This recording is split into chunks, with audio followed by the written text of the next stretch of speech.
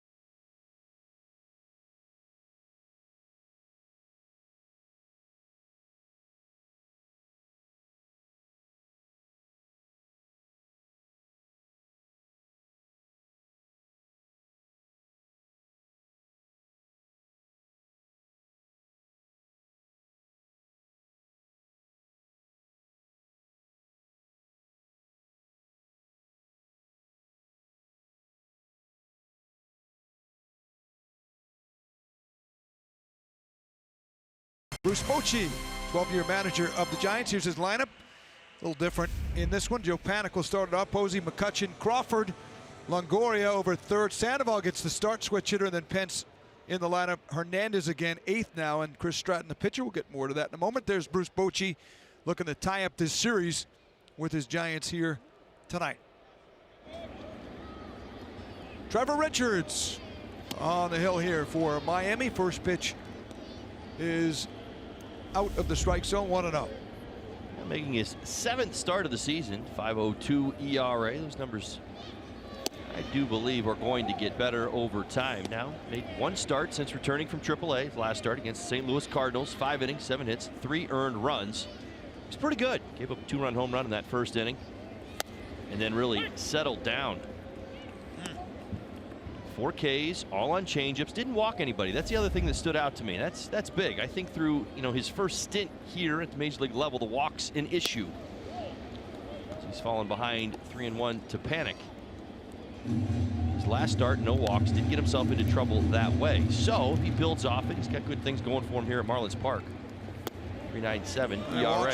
The leadoff hitter in Panic to start off things. Last year in Jacksonville, he walked only 30 along with Jupiter, and he was the organization player of the year in almost 150 innings. Well, he needs to translate that here at the major league level. Let's give you the Marlins defensively for tonight's ball game. Teacher gets the start in left, Shuck in center field, Anderson over in right. And his 38th start there. Rojas, Riddle, Castro, and Bohr. JT back behind the plate for Richards on the mound. Buster Posey catching here tonight. Takes the first pitch outside, so 5 of the first 6 outside the strike zone for Trevor Richards, who did have a career high 158 strikeouts. En route to those honors with the Marlins organization last season. And he misses there.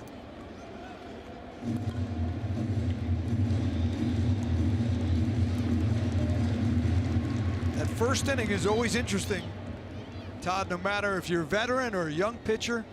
The jitters sometimes, just the energy you have. And that's inside. He's missed on a couple of borderline pitches, not getting a whole lot of leash. Back to last night, that felt like there was a little bit more at times.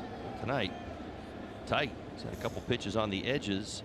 He is not the call. Gets that one on the corner from Mark Wegner, the crew chief behind the plate. Buster Posey 2 for 5 last night, scored a run. He's hit well here at Marlins Park throughout his career. .339 hitter. 17 games coming in at Marlins Park, this 18.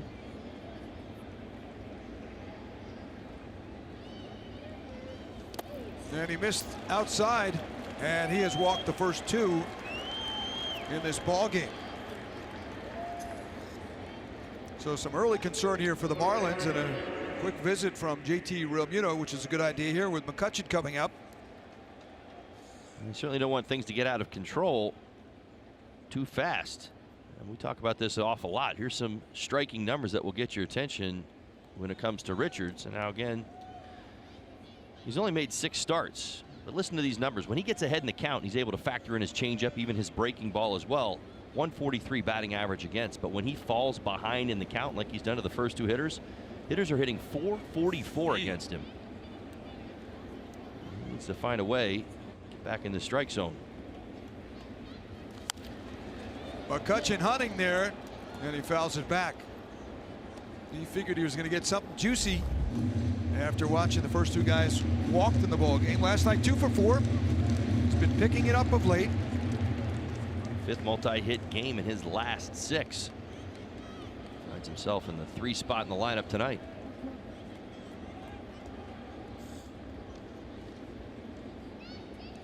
Tied for the National League lead, 19 doubles.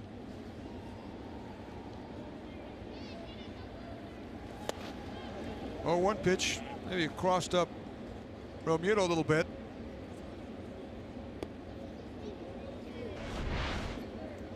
And you watch JT, he's expecting something other than that.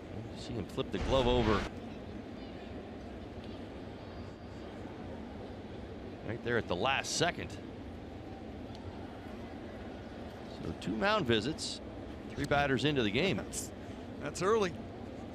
Is there any concern for the guy at second base? Did you normally assume that in terms of picking up signs sometimes? Signs as far as cheating, you mean? Is that what you're talking about, the opposition? Yeah, picking it up. It would be pretty early to see that already, but that's a possibility. Certainly wouldn't dismiss it, but we are only in the first. Here's the 1-1. That bounces away, and the runners are going to move up to second and third. So a very rough start here for Richards.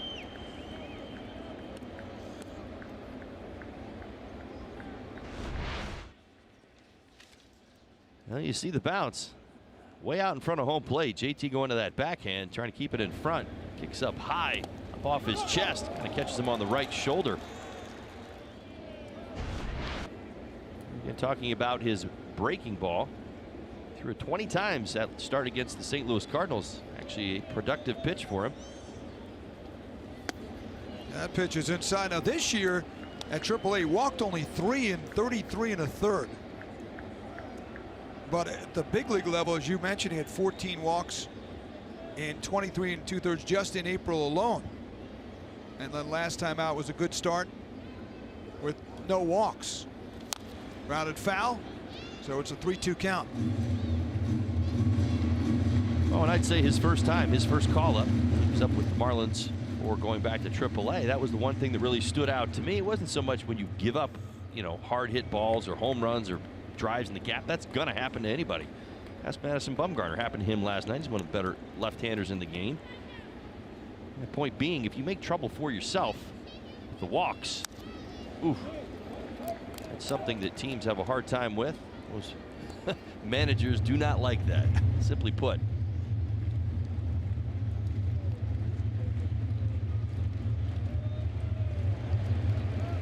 McCutchen acquired in the offseason for Kyle Crick and Brian Reynolds. Giants are hoping he can follow through like he did with the Pirates so many years. Oh, good pitch. And a swing and a miss. He struck him out. Huge strikeout for Trevor Richards right there. Absolutely. Goes right back to the changeup. You probably, I assumed he was going to get there as quickly as possible. I'm sensing panic this inning already, and I knew that at some point he was going to factor in the circle change. Watch it just fall out of the strike zone.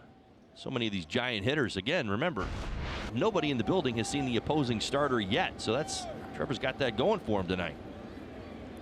He doesn't have this going for him, and that's Brandon Crawford, who the Marlins were able to keep off the hitting column last night. He was 0 for 3, did drive and run on a sack, but he's been the hottest hitter in the game by a long shot since the beginning of May.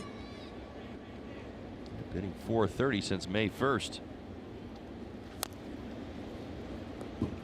Off speed, fouled off.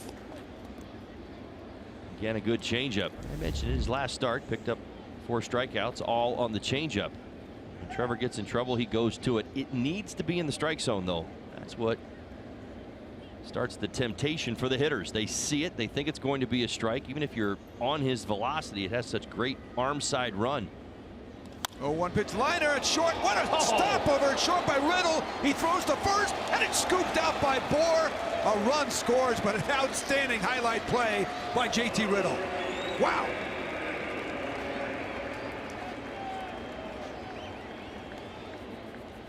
Well, sometimes a starter's best friend is his defense. How about JT?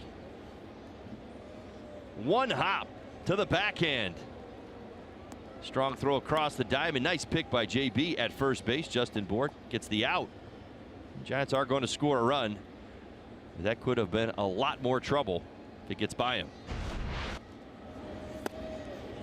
Here's Evan Longoria. Good base running by Buster Posey as well to hold there at second.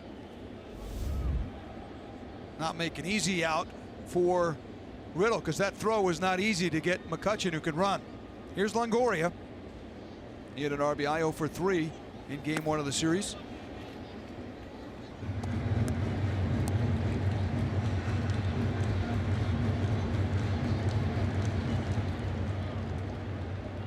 Beg your pardon, he had 3 hits in the first game of the series. 3 singles. Brought the average up to 247 as well. That's good news for the Giants, obviously, because he's been a power guy with his 10 homers. Not enough hits, so that's a stepping stone. And Longoria is starting to come out of a bit of a slide that he had been in the month of June. Still doesn't have an extra base hit. A couple of hits yesterday.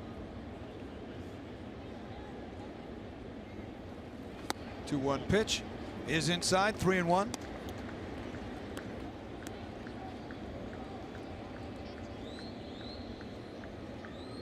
Not used to Longoria in the Giant uniform just yet, Todd. After all those years right in that blue and light blue of the Tampa Bay Rays. Ground ball softly at the shortstop. Riddle fielding, and a good job by Riddle and Richards to get out of the inning with only 1 run scoring.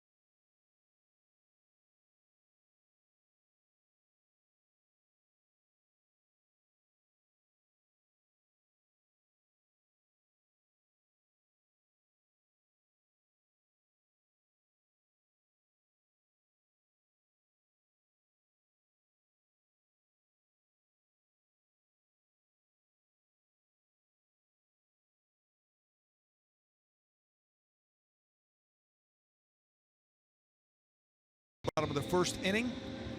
Trevor Richards working his way out of what could have been a real bad jam. Derek Dietrich will lead it off back in the lineup. Anderson, hot day. Last night, JT followed suit. Justin Bohr, Castro, and Riddle. The last three, Rojas, JB Shuck gets the start. The left-handed hitter, and then Trevor Richards against the right-hander Chris Stratton. Our first look at the 27-year-old.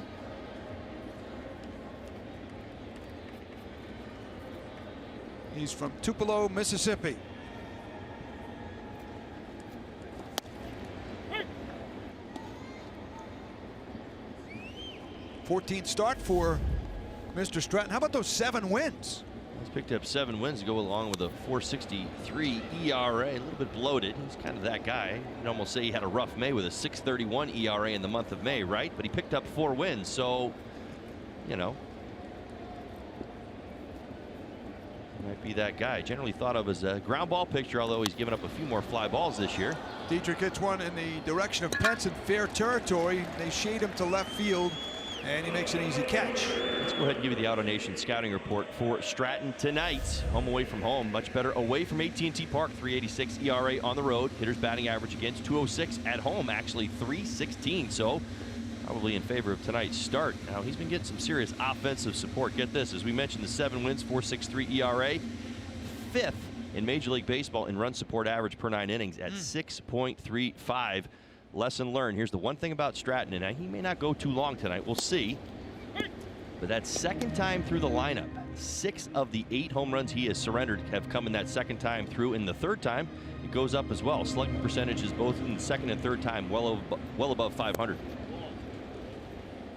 All right, we'll keep an eye on that as it count is 1-1 on Brian Anderson, who's up to 310 now in the season off his huge game last night, but not just a game. He's been doing this since late April.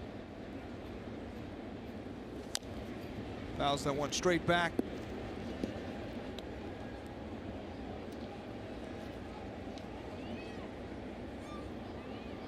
Anderson hitting .339 since April 20th. That's 5th in the National League since then. That's not rookies, that's everybody.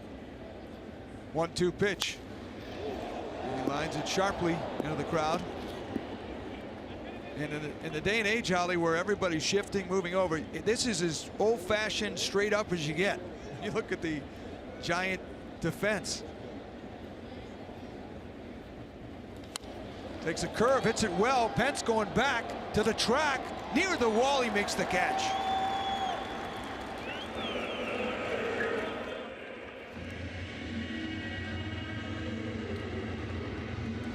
Let's give the Giants defensively for tonight's ball game. You've already seen that Hunter Pence is playing left field.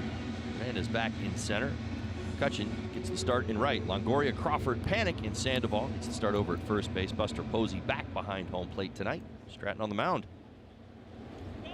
Here's JT Realmuto. He's over 300 for the season. It's a ground ball toward Crawford at short. And an easy 1-2-3 inning. A good one for Chris Stratton. Giants lead by a run as we go to the second.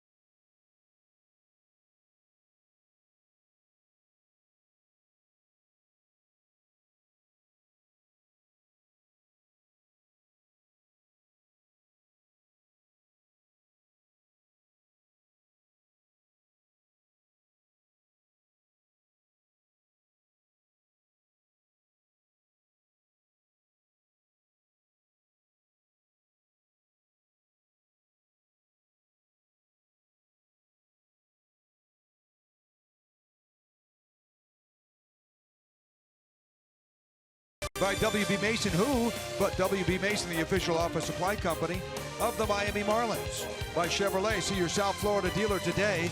And by your local Toyota dealers. Let's go places. Good to have you aboard with us on a Tuesday night, game 2 of this 4-game set. Tomorrow night, back at you. Marlins live at 6:30 with Tommy Hutton, Jeff Nelson. And then a Thursday afternoon game. That's an early one, noon game. Getaway day for the Marlins.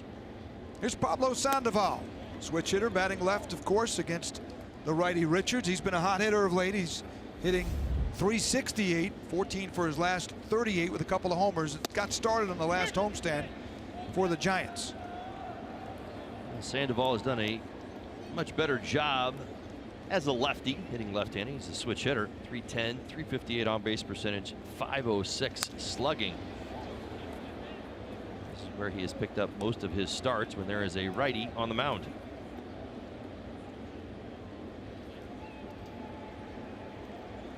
Struck out on a pinch hit attempt in the game last night.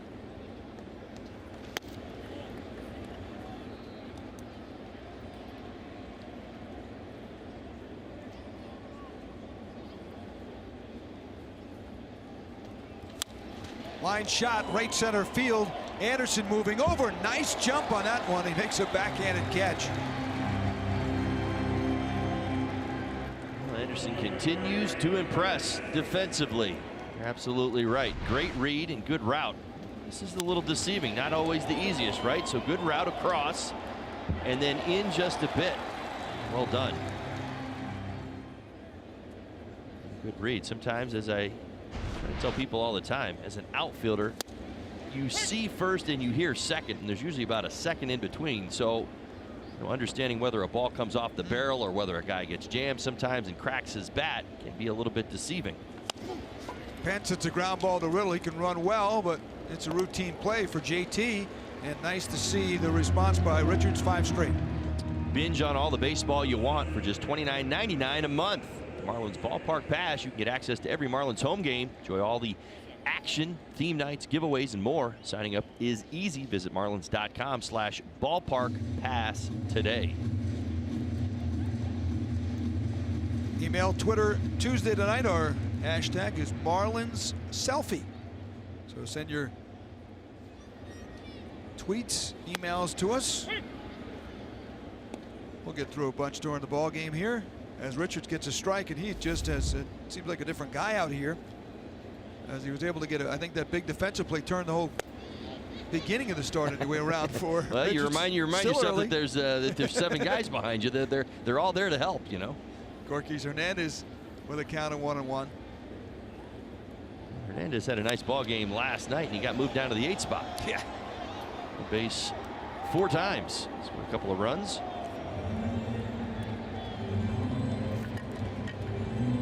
His 8th multi-hit game. Actually had a couple of walks. Did a nice job in the leadoff spot for the Giants last night, but again, down to the 8th spot against the righty Richards.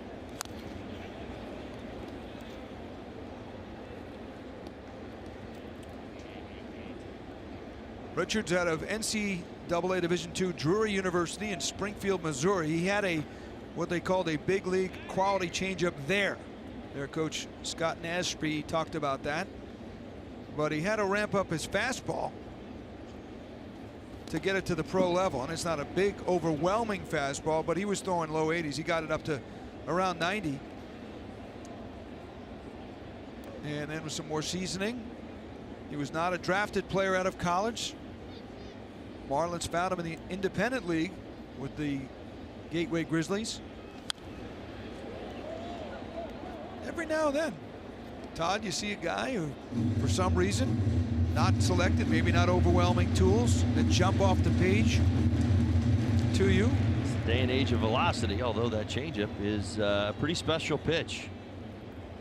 Question is, can he do enough around the changeup to keep the changeup relevant? See the velocity 92. You can't just come out and throw nothing but changeups. Right. That's not going to work. Popped up down the right field line out of play. And he can spot his fastball, keeps hitters honest.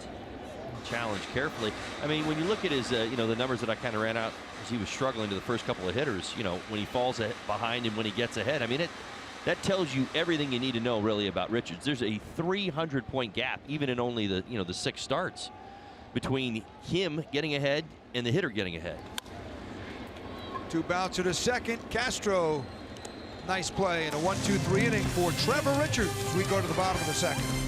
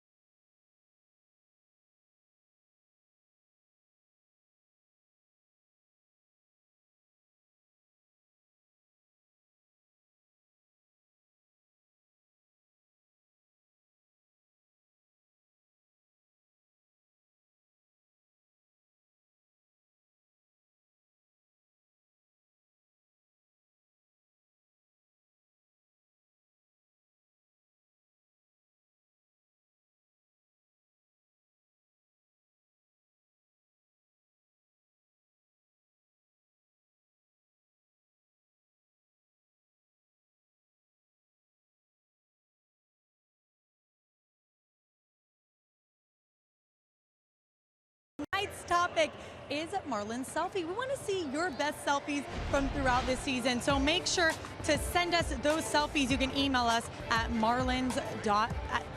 foxmarlins@gmail, or send us your tweets to Fox Marlins. Tonight's hashtag, of course, is hashtag Marlins selfie. Guys, how about this selfie from former Marlins bat boy Tony Burns? On the left are photos from when Tony Burns was a ball boy with the Florida Marlins, and on the right, there he is with Cliff Floyd and Livan Hernandez. Those photos were taken over the 25th year anniversary weekend. Cliff responded to that tweet saying, man, it was good to catch up. Definitely link up soon. Another good one here tonight. Keep sending them our way. Don't forget to use the hashtag Marlins selfie. Craig, Holly, you guys taking some selfies up there? We haven't yet, but we will. Maybe we'll take one with Mike Hill when he comes in. No? No selfies tonight. No selfies tonight? No. Got Mike Hill coming, man. You want to mess around with the boss coming? Justin Bohr takes it well. You feel like messing around tonight? Mike might be a selfie guy. No, who knows? Mike's not a selfie guy. You don't think so? He's at work. He's a pro. What do you, seriously? Behind the scenes, people like that stuff here in 2018. Bohr takes that pitch inside, and now a count of 3-1. You go there with Mike, you're on your own. Okay. Have to frame the shot without you. Inside, ball 4. So Justin Bohr's 46th walk of the season. He's one short now of his career high set last season. He's now reached base in 11 straight games, and I think that on-base percentage tells it all. Up now at 400. Those 10 games, he's only hitting 265, but he's got a boatload of walks. Here's Starlin the Marlin, 0 for 4 last night, hitting 285 on the season. He has, as you take a look at Caleb Smith, who will go tomorrow for the Miami Marlins.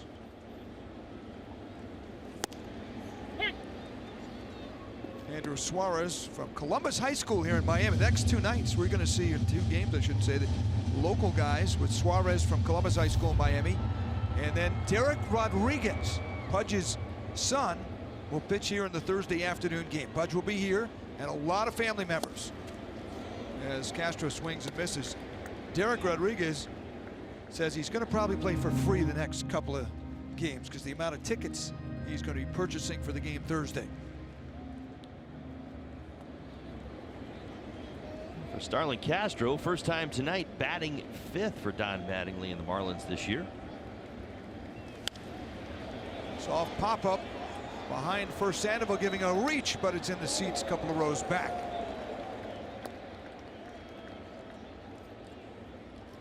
In the 5 spot, not foreign to Castro. He's hitting this spot 218 times in his career.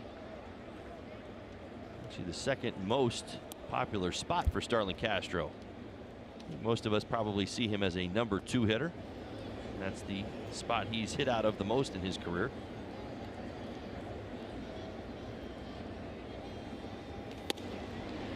Been all over the batting order for the Marlins. 10 times in the first spot, 1 in second, 46 in third, and 7 in the cleanup spot. And now 1 here tonight in the number 5 spot.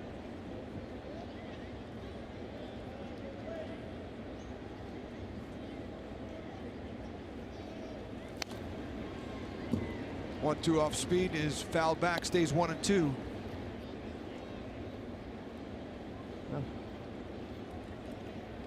For the right-handed batters, 4-seam fastball, curve, and slider. That's typically what the righties will see. The lefties are going to see his fastball, curve, and the changeup, although he'll mix in an occasional slider to the lefties.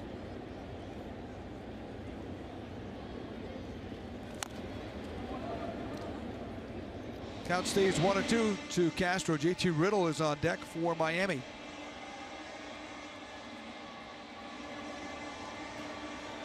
There's JT.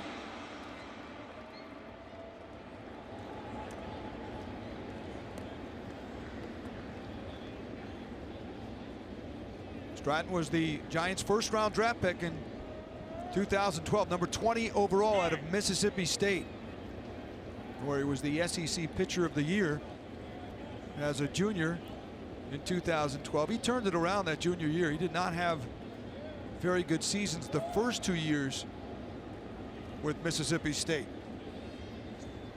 1-2 pitches inside. You know what turned it around? He said it was a summer in Cape Cod when he played in that famed league in 2011, and he had a coach he only knew as the Big Sexy, he called him. He didn't know his actual name. He said he taught him to throw a two-seamer inside. He said, I don't have that pitch, and that's kind of got it started. Worked on a slider, and he comes out the next year and goes 11-2 with a 2.38 at Mississippi State. Ground ball up the middle, off the glove of Crawford. Bull get the second. It's a base hit for Castro. 2 on, nobody out. First hit for the Marlins tonight. It's a hitting Starlin Castro. Hey Marlins fans, now you can stream games live on your mobile device with Fox Sports Go, presented by Coors Light. Download the app and take Fox Sports Florida and Marlins baseball wherever you go.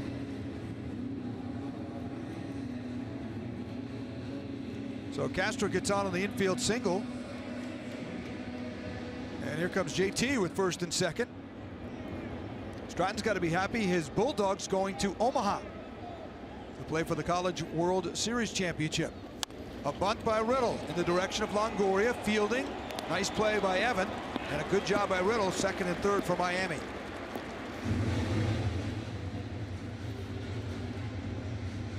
Remember the ball game last night? We saw him attempt out a couple of times. And here he gets it down. A sacrifice spot set up Miguel Rojas. Yeah, nice job getting it down. You want to push that bunt at Longoria. Force him off of third base. By bunting it hard enough, he does a fantastic job allowing the runners to move up. Good job by JT. So that'll bring up Miguel Rojas. All right, Rojas 0 for 4 last night. It's a good situation and help him get going. He's struggled a little bit on the homestand, a couple of hits, as well as the last road trip. And when he goes to right field, he's a 293 hitter. Let's see his approach tonight.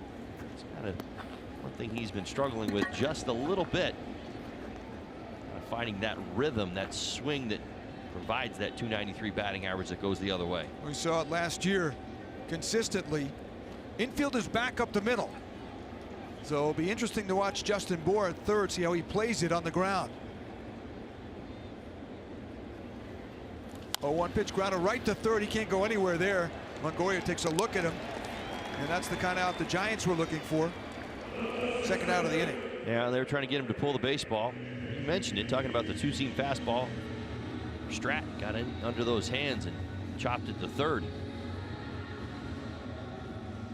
Mike Hill, the president of baseball operations, will join us here in the top of the third for, I'm sure, a selfie or two. You're going to find out on your own. That's all I know. I don't mess with the president. Here's J.B. Shuck, and he's going to be intentionally walked. So that really shows you the need there for the Marlins to try to get Rojas to get at least a productive out. It's going to be up to Trevor Richards, who was looking for his first major league hit.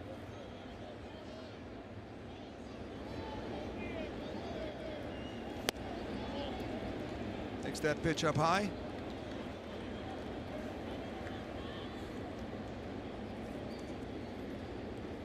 Richards at the plate so far 0 for 10 with 6 strikeouts.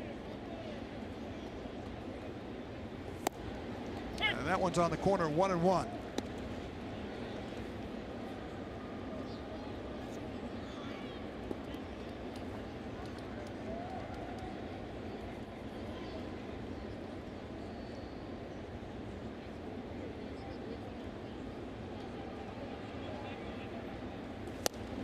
Hey. 91-mile-an-hour fastball right there, 1-2.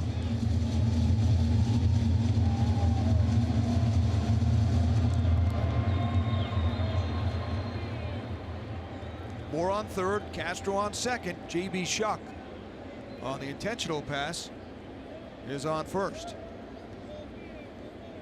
I like that low angle shot. Grounded softly. It's going to go foul to first base. That was a popular shot. What would you say, back in the I know in the game of the week way back in the 70s and even before, that was really the main shot they used often. Probably in the 60s as well, that low angle. Right. Behind the plate, and it gives you a good view of the pitcher. Maybe kind of almost a true view, if you know what I mean. I mean, of course, that's what lends itself to our eye, and certainly we see a lot more in what's going on, but you're off just a little bit. You have to be, really, to kind of get the depth perception. If you were right over his shoulder looking straight down the pipe, meaning towards home plate, it would be kind of tough to see what was going on. 1-2 pitch. Breaking ball is over for a strike, and he strikes out Richards looking and gets out of the inning. So it stays 1-0 Giants. Mike Hill joining us when we return.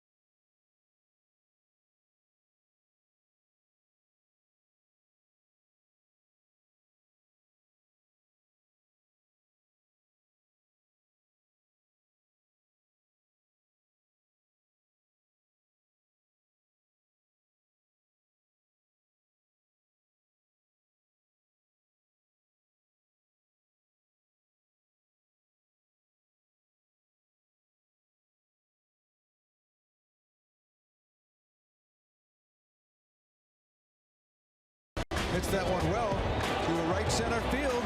McCutcheon going back, and the ball's gone. Ow, out it. Are you kidding me? Get it done. Real Muto, a drive to deep center. Hernandez going back, keeps going back, it's out of here. A two-run shot for JT, and the Marlins have grabbed a two-run lead. Struck him out.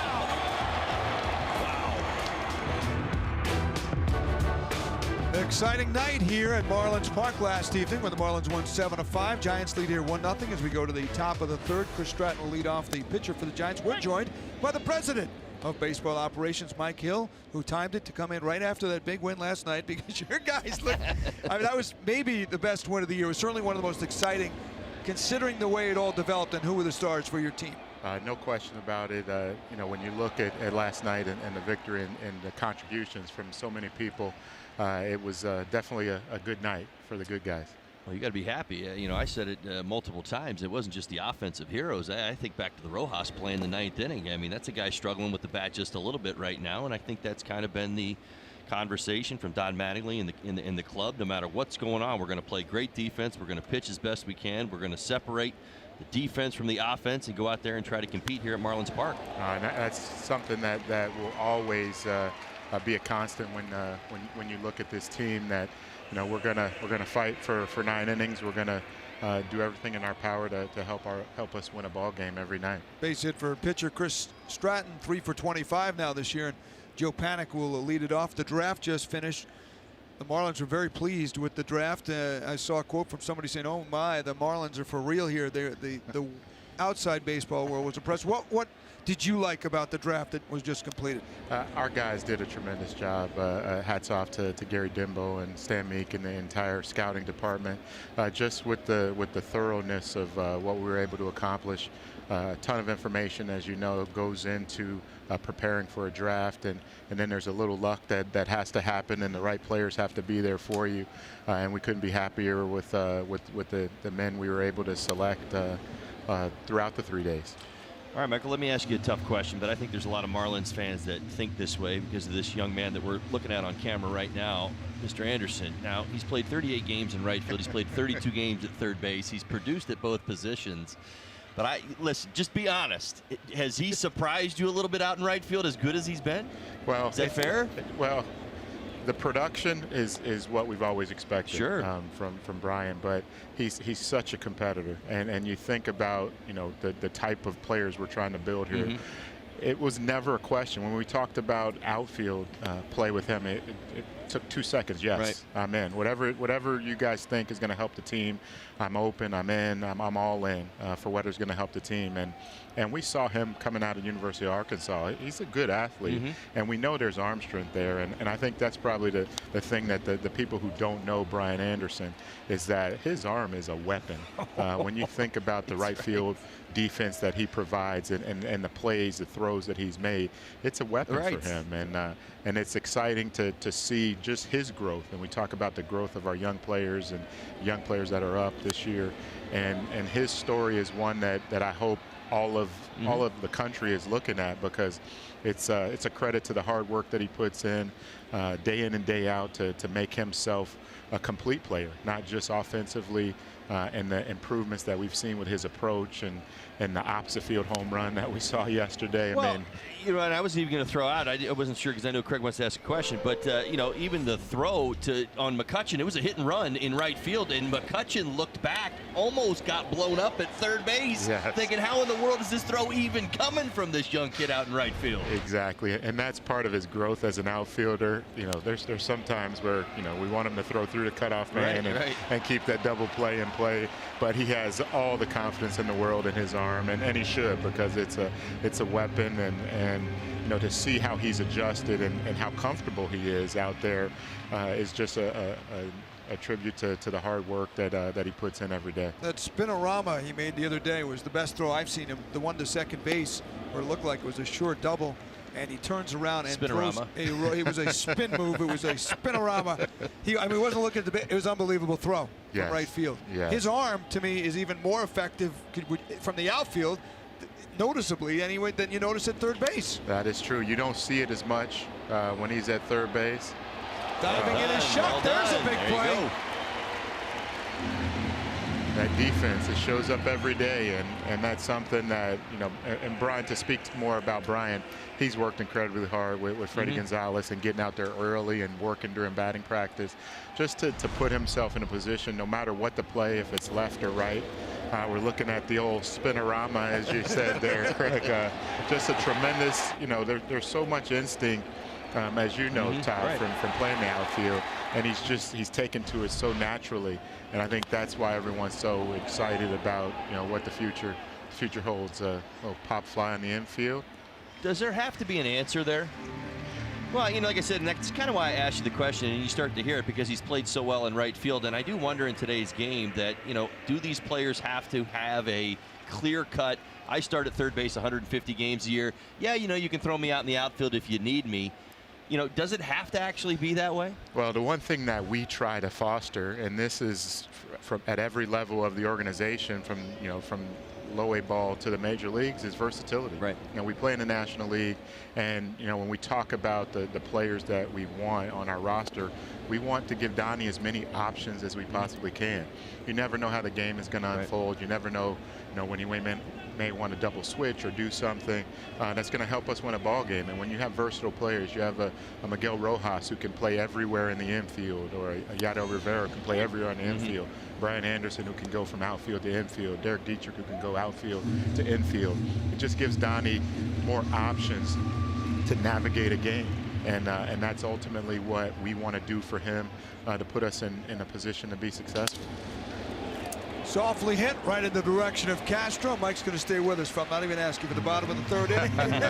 It was a quick one. Marlins will take it 1-0 as we go to the bottom of the third here in Miami.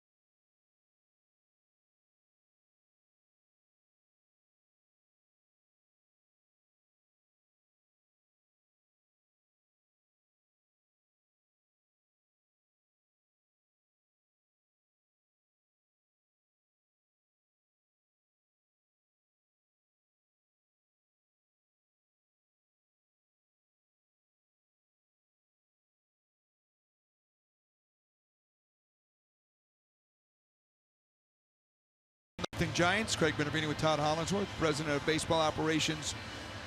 Michael Hill on a Marlins selfie email Twitter Tuesday. Would you mind? Did we take a selfie, Mike? Because of course, be my pleasure. It is our Marlins selfie. Now Holly did not want to participate because he's not a selfie guy. You're the president of our organization, and because I have so much respect for you, I would never make you do such a silly thing. I told Craig, I said, you're on your own if you go down that path. I said, Mike's coming to the booth. I've got serious questions to ask him. I ain't messing around with the boss. It was not my idea to do that, if that bothered you. You want to mess around with the boss, you're on your own island. Here we go, top of the order for the Marlins in the third. Derek Dietrich will lead off. I got to ask you about Peter O'Brien making some news here. You pick him up, and he winds up hitting home runs in 6 straight games. No, an acquisition. We made a trade roughly 7 days ago with the LA Dodgers. Brought him in just to supplement the roster there at Double-A. He fit right in with Isan Diaz and Monty Harrison, and has really provided an offensive lift for that ball club. And excited to have him part of the organization. The streak ended today, got a double, but he did not hit a home run. Is he a guy that, you know, we could possibly see? He did have some major league experience, or you just have to see how it plays out? You have so many really talented guys in the minor leagues. And really that's the goal, Craig. We're just trying to build depth, and when you can add a bat into your system, I always preach you can never have enough depth. You never know what you're going to need, but to have depth at every level as we try to layer talent throughout the system is just important for us to create that sustainability and give ourselves an opportunity year in and year out to be competitive. You talk about depth, it also creates internal competition, which I think is great, and we do that minor league report just about every night, and you know, I've been ranting and raving. We haven't doubled up once. I think maybe once or twice this year, and again, part of that's the internal competition. I say as a minor leaguer, you got to beat the guy next to you as much as you got to beat the guy across from you. Exactly, and I think that's something that we're extremely proud and excited that we've been able to add depth to the organization, something that we have not had in the past, something that we consciously went out to do this offseason, and a lot of the trades that we made just to give us that layering of talent at every level, so that when there's a need, whatever it may be, we know that we're reaching down and we're bringing quality. And to your point, we're pushing everyone. Everyone looks at that minor league report. Another hit for Derek Dietrich. And that's actually something that's happened in the clubhouse now, where that report gets circulated everywhere. Sure. And it's a little daily thing where the guys in the clubhouse. Who's nipping at my heels today? That's right. You better believe it. Well done. I like that idea. Just kind of strategically place it around the clubhouse for everybody to kind of come across. Who are the pitchers? We know about Alcantara, Guzman. I just saw lighting it up again in St. Lucie, in the Florida State League, I should say. Who are the closest pitchers right now? Is Alcantara, you hear a lot of talk about him. You always have that decision of, do you keep him down in AAA? Is he ready for the majors, working on things? Well, the one thing I'm incredibly proud to say is, we have a full rotation right now, right. And we have guys that are performing and helping us win ball games, and sometimes, as Todd knows, opportunity has to be there in order to get to the big leagues, and that's something that we haven't been able to say very often, but that's something that when you talk about depth and having talent at multiple levels, guys are fighting for that opportunity. And Sandy, we saw him in spring training. It's a well above average fastball, upper 90s. And really, when we sent him to the minor leagues, it was about those finishing touches. Now, we've gotten caught in the past of rushing guys to the big leagues, not necessarily finishing them off at the minor league level and having them finish off in the big league level. And that's a difficult thing to do. Anderson just got hit with that pitch on that inside fastball. Now, arm side run. Stratton, we've talked about it a few different times tonight, how to keep those right-handed hitters honest. He's got that hand wrapped already underneath the batting glove. He's going to be okay. Good sign. Looks like he's putting a little dirt on it there. Well, that just seems like it's his style, right? Yeah. It's right off the top. It's the meat, hopefully the meat. Sometimes I've been hit there a number of times. Sometimes you get a little bit more of a pinch. Your hand gets pinched between the baseball hitting it and the bat, that knob of the bat itself. That's actually what stings the most. He looks like he's going to be okay. Yeah. That's fortunate. That's a spot a little higher, and that's a big problem. Here's JT Realmuto. 0 for 1 in the game. with 2 on and nobody out. JT Realmuto, an all-star for you? 1,000%. Well, I knew it was an easy question. I was going to give you a layup. Yes, and you know, I hope the people, you know, the voters out there get an opportunity to put their votes in, because you know this is a pretty special talent when you talk about what he's able to do in handling our pitching staff and what he does to help our pitching staff. But then he's hitting in the middle of our lineup. He's backspinning balls to straightaway center field. Is just a special talent when you think about what he's able to do offensively, defensively, with his legs. If he is not an all-star, then we'll have to make a trip to 245 Park and talk to some people up there, because I'm with you. He 1,000% should be representing at least, you know, Brian Anderson is in the conversation as well for me, but without question, JT, I mean, all he's done should be representing the Marlins. Well, and for me, it's been fun. I know that you know, I've been able to see the last couple of years of his career. Obviously, you've seen more, but the point is, and I think you're going to agree, he seems to incrementally get better every year. I mean, it's almost like there's no, like, you know, has he reached, you know, 17 the ceiling as far as his power is concerned? You know, he plays at Marlins Park. Like, he constantly gives you hints that there's more in there, and you just wonder where, you know, believe me, nobody wants it to stop ever. You hope he keeps it going until he's 34. But again, I mean, every year it's been more impressive than the previous season. No question. And you think about, you know, where he's come from. You know, a high school shortstop that our scouting department did a tremendous job. The one game he caught in high school, we were there to see it. And so, you know, no one knew he could catch but us. And we were able to get him in the 3rd round. And we've seen him grow, you know, defensively, offensively as a high school player. And when he got to the big leagues, there's growing pains in the big leagues of making adjustments game to game, at bat to at bat, and all that while running a pitching staff. And I think that's, you know, a part of the game where people don't realize he's got a lot on his plate, and more so everything changed from last year to this year just because of a lot of the circumstances. You're absolutely right. I mean, that's the thing that's impressed me the most with him is the fact that, you know, with all the credit I just threw his way, he's now taken on almost an entirely new staff. I mean, there haven't been a whole lot of common denominators from, you know, 17 to 18. That's just the facts. And there's, you know, there's no harder worker when you think about the time that he puts in the video room. He puts with our advanced reports with Juan Nieves and Dean Trainer. You know, when people make their own success, you know it's because they're putting in the work and doing everything possible to be successful. And that's exactly who JT is in terms of the work and the preparation day in and day out to help our pitching staff and help this team achieve at the highest level. Mike, the one thing he hasn't been able to do, to be fair, he hasn't been able to get that elusive triple to complete the cycle. It's unbelievable how many. We were talking about it today. I was talking to JT. He said last night I was going for the triple. And I said, well, you wound up a triple short of the cycle. He's done it. It might be double figures now. He's come the closest. Wow. And that's something it's been elusive throughout the organization. You know, never happened. Exactly. Hits that one well. Pence going over there, diving. Oh. Did he get it? They're going to call it out. Got it on the backhand, and it was a clean catch, it appears. Good catch by Pence. No doubt about it. Not an easy catch for Pence. Actually got a pretty decent break. Traditionally played right field most of his career. Left. Got to a pretty good break right there. And wasn't the smoothest of catches, but able to secure the baseball on his way down. I suppose that makes sense. It is Hunter Pence, right? Yes. We talk about him all the time, a little unorthodox.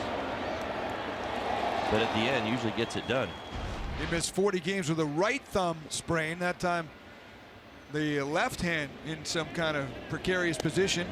He's able to roll and make a real good catch. So here is Justin Boyer after the good catch with first and second, talking with Mike Hill, president of baseball operations here.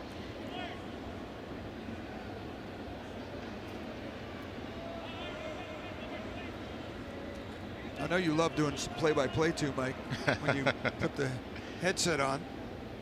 You want to take Boers at bat here as well? I just do my part to help out the team. You know, I like to think I'm a good team player, and you are. When you get me rambling on with something and something good happens, I want to let the public know what's going on. So I'll be happy to announce this this RBI hit that we're about to see coming up. How about the weekend? It was a great weekend for Holly, for fans. The teal. I mean, people love the teal. On so many parts, and we talk about just the rich history of this franchise and what we've been able to accomplish in 25 short years. It was great to see so many of those personalities come back. They all look great. The softball game was was pretty amazing when you see the guys out there having fun. And how about Preston made that catch in center field, went tumbling over the wall. I mean, there was some great athletic plays. I tell people, this is kind of a fun story. You'll know this as well as anybody. I hadn't been next to JP since literally, I mean, obviously our days in Florida, but I got to stand next to JP in his first big league start in Colorado. Yes, yes. And to see him 20 years later, I looked over to my left and I'm like, man, I've done this before. And he looked over at me and he's like, man, you used to stand beside me like every day. Yes. And you know, we just kind of had like one of those flashback moments, and then he kind of runs in, makes a couple of grabs, you know, right at the shoestring all the time, right at his shoe tops. I mean, he is a great guy. I love that he's around all the time. No, it was a great weekend, and as much as we were celebrating, you know, the past, we were able to announce our first-round pick. Nice little catch there by JP. You could bring him back. I'm telling you, he's not that far off. And there's the catch from Preston. My goodness, what an effort. And that's one thing that never changes, no matter what age you are. when game time starts, you guys are going to compete, and it was nice to see the competitive juices flowing and everyone having a good time. Well, nobody got hurt. Is there any interest in bringing back, as we look at Connor Scott, we'll talk about him as well, that uniform, could even in a fill-in type basis? I know things have to go through the league. It's a very complex situation, but with all the cry for it, you think we'll see some form of this in the future? I don't know. We'll have to talk to the powers that be and see if that's something that works. Yeah. It was neat to see the teal, the return of the teal. We hadn't seen it in a while. So for it to come back over the weekend, it was a fresh change, and to tie it in with everything else going on, it made for just a tremendous weekend. Justin Bohr doing a nice job laying off of that changeup. All right, listen, Mike, I've been able to talk to you a couple of times up here this season, obviously last year as well. I don't ever really bring up the bullpen too much. I think it's probably because we're never at that part of the game, right? You're always up here a little bit early with us, and we start talking hitters and starters. But I got to ask you about Kyle Bearclaw. He has been absolutely outstanding this year. Fantastic job. Now the closer. You got to be pretty proud with the progression he's made this year as well. Well, our pitching sort of speaks to that same versatility that we like in our position players. You never know what the situation may be for any of those guys that are pitching leverage situations, and I know Donnie and Juan Nieves and Dean Trainer, they want to pitch the right player, put them in a position to be successful. And with Kyle, he's pitched at every point of our bullpen, and he's shown that he's capable of handling any point in our bullpen. And we had many conversations talking about the best fit. And you look at the current, makeup of the bullpen, and with Kyle getting those last three, it really frees Donnie up to use Ziegler wherever he wants to get that ground ball. And we've seen it, over this homestand where it was a situation where we needed a ground ball, either to get that 1-2-3 double play to get us out, or just a double play to get us out of an inning where there's some traffic on the field. And I think that's just a credit to Donnie and the staff, and giving players enough to put them in positions to be successful. And Kyle, as we know, over the past few years has pitched in many different. There's that RBI single I was asking for. Base hit for Castro. He'll get one in. He's now 2 for 5 with the bases loaded this year, and the Marlins have tied up the ball game here. Well, that's what I was trying to tell people, Craig, at the beginning of the ball game. The 5th spot in the lineup is actually home for Starlin Castro. People just don't know that. He's done this an awful lot, well over 200 games in his career. First time this season that Don Mattingly's got him in the 5-hole. He jumps all over a big breaking ball and rips it to left. Now 2 hits in the game tonight. And what's been nice about the last few weeks, and I hear you, Todd, talk about it so much, it's just the approach of our guys, and Donnie and Mike Pagliarulo Frankie, they put in a lot of work every day to prepare our guys, to give them an approach of how they're going to try to attack, the pitcher for this particular day. Right. And that's something that is great to see our guys carrying it out in the game and see them spit on certain pitches and stick to the game plan of how we're going to get this pitcher to throw as many pitches as we possibly can and get him out of the game and get to that bullpen and put ourselves in positions where we can, put some crooked numbers on the board. Group execution. I mean, it's that's kind of the conversation this year when you don't have the ability to. And again, you look at yourself in the mirror, you say, "This is who we are." We don't hit as many home runs as other teams that are around the league. We also play in a huge ballpark. I mean, Starlin picked up on it the minute he got here. Why don't I just go line to line? I may have another 200 hit season. He's well on his way. Exactly. And the team approach to the game. Yeah. And that's something that we've preached since spring training and doing different things, be it a bunt to advance guys over, hitting runs, hitting behind runners, whatever it takes to be a selfless teammate and help us score runs. Riddle's first at bat with the bases loaded. Hall, you were talking before about the second time through the lineup against Stratton. And the Marlins are 2 for 3 so far with a walk and a hit by pitch. And putting some more traffic out there. Another opportunity with runners in scoring position. Obviously, a few guys in scoring position now. Bases loaded. And you mentioned that team concept. I love it. Kind of was our thing in 03. We talked about it all the time. Trying to play for a lead. But this is a great example. Now, Riddle, first time up, sacrifice bunt, put guys in position for the Marlins to break out. Now they didn't, but again, he comes up now, and this is where sometimes you can get that payback, and you kind of pull for that guy. You're like, all right, he gave himself up the first time. You'd love to see him come through this second at bat with the bases loaded.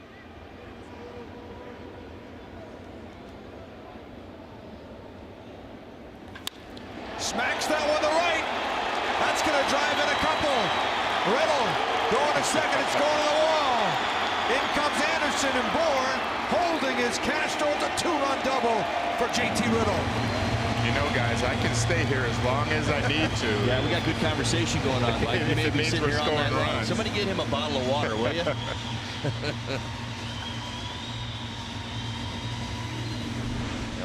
Stratton struggling this inning, up to 30 pitches. Went in there one too many times. You know what? He got his attention there, went up and in. JT probably was on point, said, all right, he's going to go back in there again. Kept that swing short, didn't roll over. Lines it to right. Marlins still in business as they take the lead. You're absolutely right, Craig. We mentioned it. Those numbers spike that second and third time through, especially the slugging percentage goes way up, and we've seen it from the Marlins here second time through. Great adjustment by JT there, and third time was not a charm for Mr. Stratton. That's there. right. Well, Riddle has worked his way back in a tough offseason with that left shoulder situation where he really couldn't work out much and wasn't able to throw for a while, and he's kind of regaining his strength. You see his at-bats have been better. Yes, and it was one of those things where he had this off-season surgery on his non-throwing shoulder, and you were hopeful that he'd be ready to go for the start of spring training, but as with any injuries, you never know what the rehab process is going to be, and it took a little bit longer for him, but we were happy to finally get him healthy and get him some ABs. He was able to go down to AAA and get regular at bats, and then when Martin suffered his hamstring injury, he was able to step right in, and we've seen him working his way back. He had 346 for the Baby Cakes, earning that promotion. Rojas is 0 for 1. Infield is halfway. Thinking about chopping down Castro if he goes. That's right at the pitcher, and he caught it on a line drive, and he's going to get out of it. Wow, self-defense double play. Unbelievable. Mike, you still brought 3 runs aboard. Wish I could have done more. I thought I had more for us right there. The double play will get you. Thanks for joining us. My pleasure, We appreciate it. Thanks, Mike. All right. Awesome. Good seeing you guys. President of Baseball Operations, Mike Hill. Marlins leading 3-1 as we go to the 4th.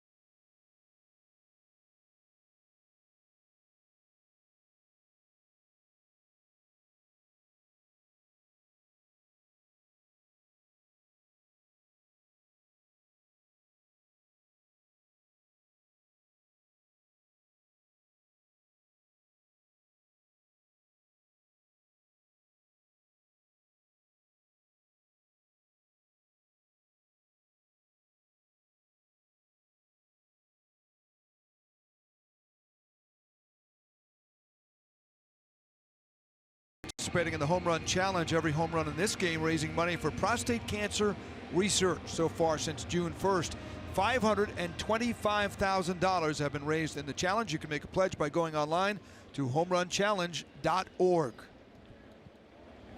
Nice inning with Mike Hill as we move to the fourth now with Brandon Crawford, number 4 man, leading off for the Giants. He is 0 for 4 now in the series with an RBI.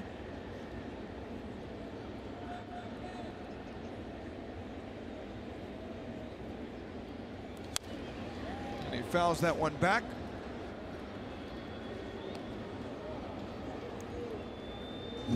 Richards doing a nice job getting ahead. We talked about that first inning, walked the first 2 batters, able to get out of it with just the 1 run. Since then has been outstanding. A lone single by Stratton, the pitcher. Soft ground to second base. Castro. 1 man away. Wellmax Medical Center is taking care of Marlins fans on Senior Thursdays. Fans 65 and older can receive a complimentary ticket to the game with a valid ID at third base entrance to Marlins Park. Join us this Thursday, Marlins Giants. For more info, visit marlins.com/offers. Yeah, that's your read. Yes. Well, what happened now when Paul is here? I imagine you have to do the read. True, I do. I do that read. Say hello to Paul watching at home. We'll see him on Friday night. He'll have the call with you from Baltimore. Should be a fun trip there. Spot the Marlins don't go to very often. That's right. Start off a kind of a strange road trip. You're all over the place. 3 different time zones. Been the theme this year. Great changeup from Richards once again. Yeah, our last trip was 10 games, 10 days, all over the place, right? Here we're going to do it another 10-day road trip. Got to go to Baltimore, San Francisco, and Colorado. East Coast, West Coast, and then you're in the Mountain Time. There's a base hit between both Riddle and Rojas. Single with 1 out for Longoria. 4th hit of the series for Evan.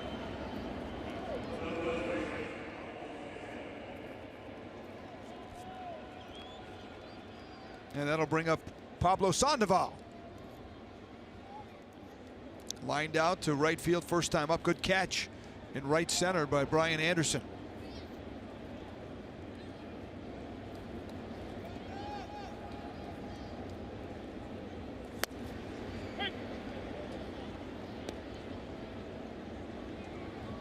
Sandoval, the author of a 3 home run game in the World Series.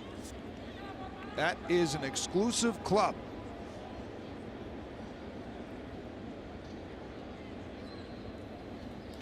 Ground ball up the middle, could be 2. High chopper, but handled easily by Riddle. It is a double play. And that quickly, Richards gets out of the inning. We go to the bottom of the 4th.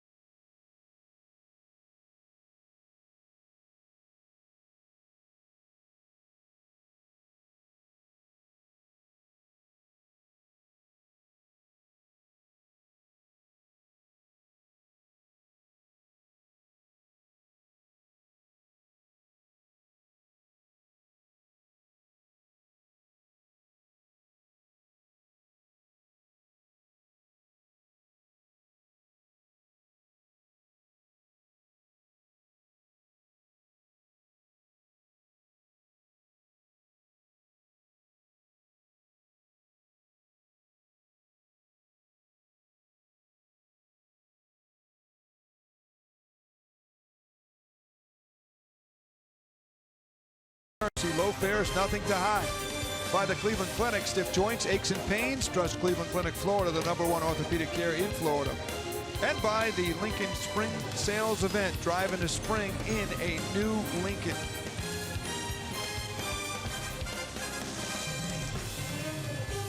And we welcome you back here as we go to the bottom of the 4th inning. J.B. Shuck to lead it off. He had an intentional walk in the 2nd. Set up that bases loaded 2-out spot. Giants were able to get out of the inning. JB has done a very nice job at Marlins Park this season. 294 hitter here. Based on a 351 clip. He can fly up the middle. Played a first. Got him.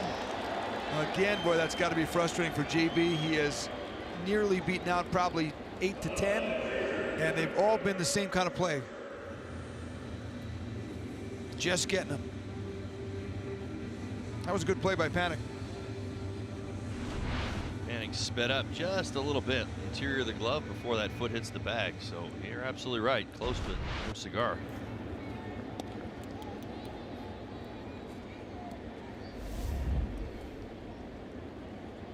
Marlins Live tomorrow at 6:30. Jessica Jeff, Tommy Hutton with you. More on the matchup tomorrow. Caleb Smith will go for the win for the Marlins. They're hoping to make it a 3rd straight. Long way to go in this one, though. Andrew Suarez, local guy, will get the pitch against the Marlins here in his hometown. Trevor Richards swings and misses. Count of 0-2.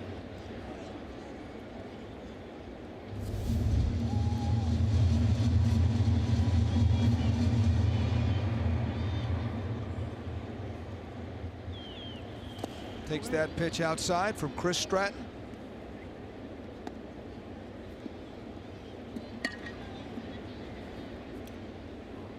Stratton punched him out on a big overhand curveball. He tried to go there again. Let's see if he tries it one more time. Yeah, he's got that one. Struck him out looking for the 2nd time in the ball game. Top of the order now with 2 out. FPL is proud to support our first responders in good weather and bad. See how at FPL.com.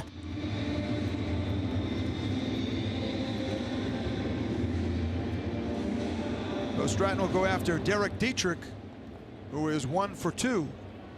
Average up to 288. Kicked off fireworks in the 3rd inning. Nice at bat, base hit to right.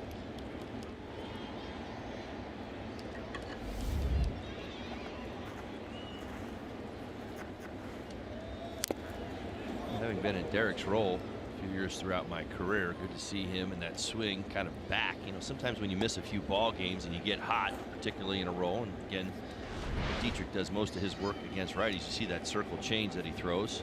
Not nearly as effective as Richards. Catches that inner leg, Buster Posey. But for Dietrich, that swing that we were talking about, he's heating up, and again, missed some starts here and there, not just in there every day against the lefties and the righties. Puts together good at bats, and good to see that he is keeping his swing maintained, so to speak. 457 since May 31st, and you're right, he's hitting the ball with authority. 2-1 is back to the netting. The Marlins are doing a good job of getting the right matchups as this lineup continues to evolve. The way they're working with Brinson, for example. They thought maybe he'd be in there tonight coming off last night's game. They're finding spots for him to work on things with Mike Pagliarulo, Frank Benichino. And maybe the benefit is all the players. The wider picture here. Smack to first. Sandoval handles it. That'll end the inning. 1-2-3 fashion. We go to the 5th. Marlins lead by 2.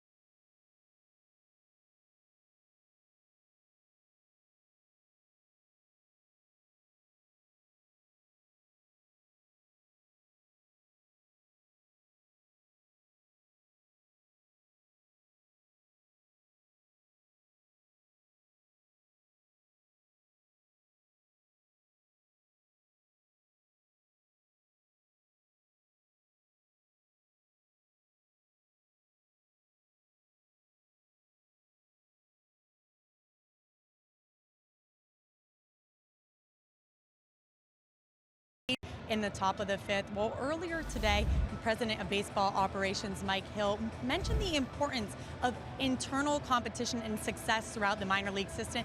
How about these performances from Jacksonville last night? Let's start with a new face, Peter O'Brien. Since being purchased from the Dodgers last week, he's hit a home run in 6 consecutive games, 2 in last night's game. That ties a Southern League record set by Derek Lee in 1996. And how about Monte Harrison? He too went long last night. That was a 3-run bomb, walk-off hit to get the win for the Jumbo Shrimp, who played earlier today. They got the 3-2 win over the Shuckers. O'Brien did not hit a homer in that game, but went 1 for 3 with an RBI double, so no doubt the future is bright.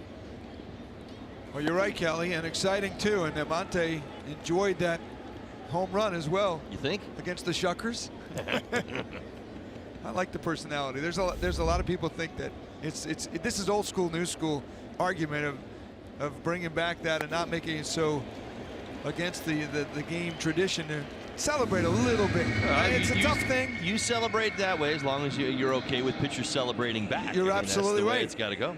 We saw a little bit of that. You're okay with that. You're right, with the late Jose Fernandez, who occasionally would irritate the other team with a celebration on a big play, big out, big pitch. Here's Gorkys Hernandez. Richards making quick work of the Giants. 8-pitch 4th inning, struck Pence out on 3 pitches. He's retired 12 of 14. He's in a good spot right now.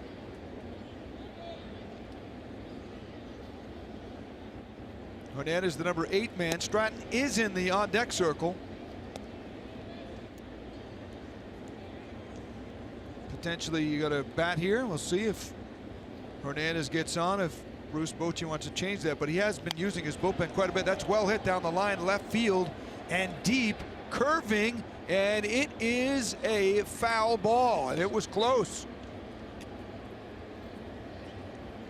Todd Bochy's talking about his bullpen, which is Harold, as you see that shot. Well, foul.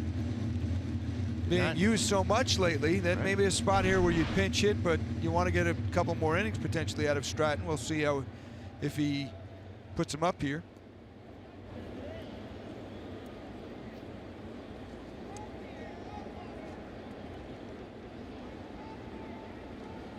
They certainly haven't been barreling up Mr. Richards in this ball game. Just missed the corner, 2-2. What kind of a role did the changeup play in that factor? Well, he's been outstanding of late with the changeup. It's been a very big pitch. See, right now he sprayed it a little bit with Hernandez, though. Again, we talk about when you can throw it out over the plate. That's what really triggers the instincts of the hitter to swing. They see it above the knees. They want to go at it thinking it's a straight change, but then watch. That's the fastball right there. Typically how it bottoms out, and you see it. It's got arm side run and sink to it. It's got a lot more sink than even his fastball. His fastball is more of a traditional 4-seamer. What he's doing is, you would almost classically say he steps on the accelerator and then he kind of pulls his foot off of it, and that's the feeling that you get when you're in the box. That fastball up and in, and it's ball 4 to Hernandez. So he is aboard. 3rd walk, first since the 1st inning. And yes, Stratton will bat. Now it's time for Lowe's whole team together. Look at these numbers, Holly. The Giants against right-handed pitching at 266. Yeah, they're very good. They're a good hitting ball club. The one thing that they don't do a whole lot of is walk, though. That's the one thing where you kind of isolate it. They've got some power, and they're kind of in the middle of the pack when it comes to that. But when we show you that batting average, really what we're telling you is they like to swing the bat, and they really get hits. Boy, it's kind of what they do. Charging in was Rojas. You're right. Their team average is 263. It's 1st in the major leagues, which is a bit of a low average. 10 years ago, the major league average was 264. And the leader was Texas at 283. Right. That's a 20-point difference. Obviously, we're not even halfway through yet, but that is a big difference than from only a decade ago.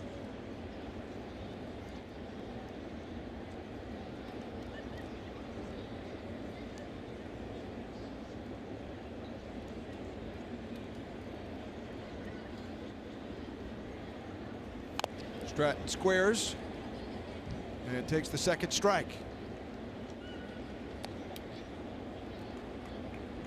Stratton had a single his last time up in the third. This copyrighted telecast presented by the authority of the Miami Marlins may not be reproduced or retransmitted in any form, and the accounts and descriptions of this game may not be disseminated without the express written consent of the Miami Marlins.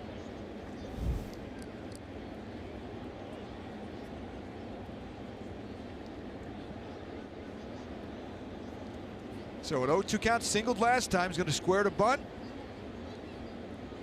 Rojas charging aggressively, going to attack it, but a very good bunt for Stratton. And he has to go to first base to get the out, does Rojas. Well, he went with the changeup. It didn't bottom out the way it normally does right there. Kind of had some arm side run to it, but stayed up in the zone, so a pitch he could get down. Still 2 outs in the inning.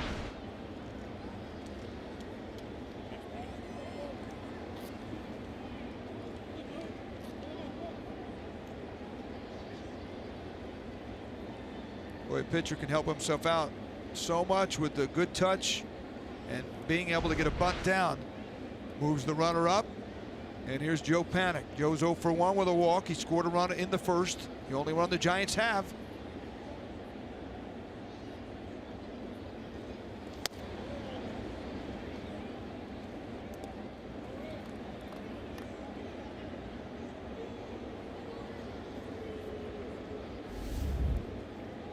Panik back in there. He missed 31 games after undergoing left thumb surgery in late April and a torn ligament. A couple of thumb problems for the Giants. Pence also had a thumb problem.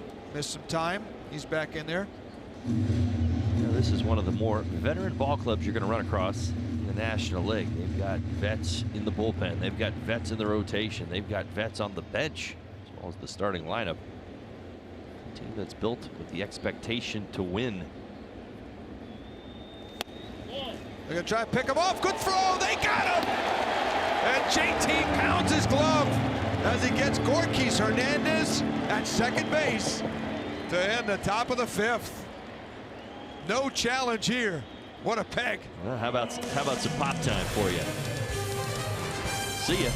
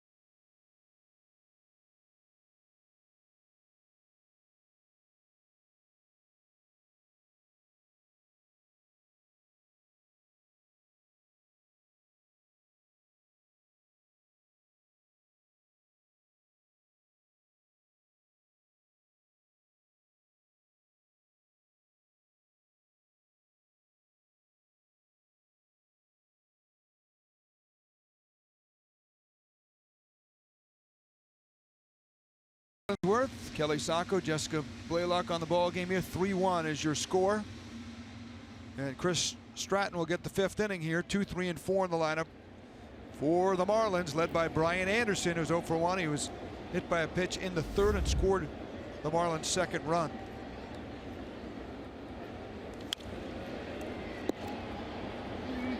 Takes the off-speed first pitch, fouls it off.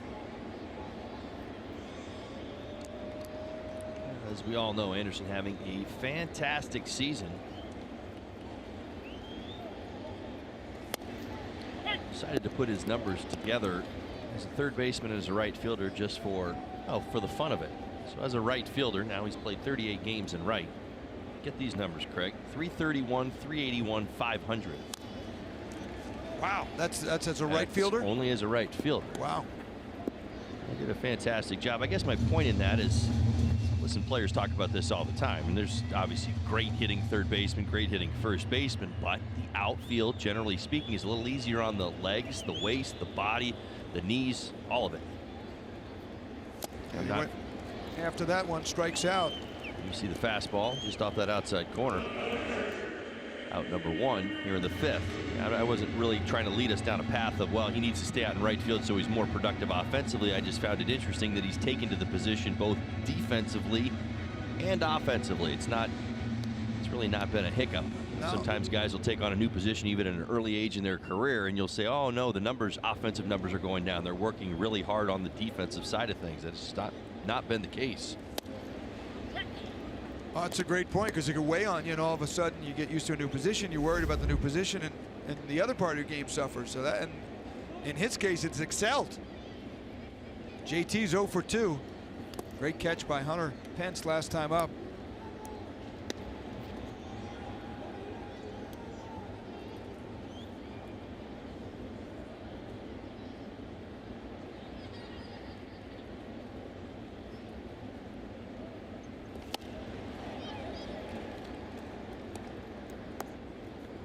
Stratton has retired the last 5 in a row since the Marlins got 3 runs on him in the 3rd inning.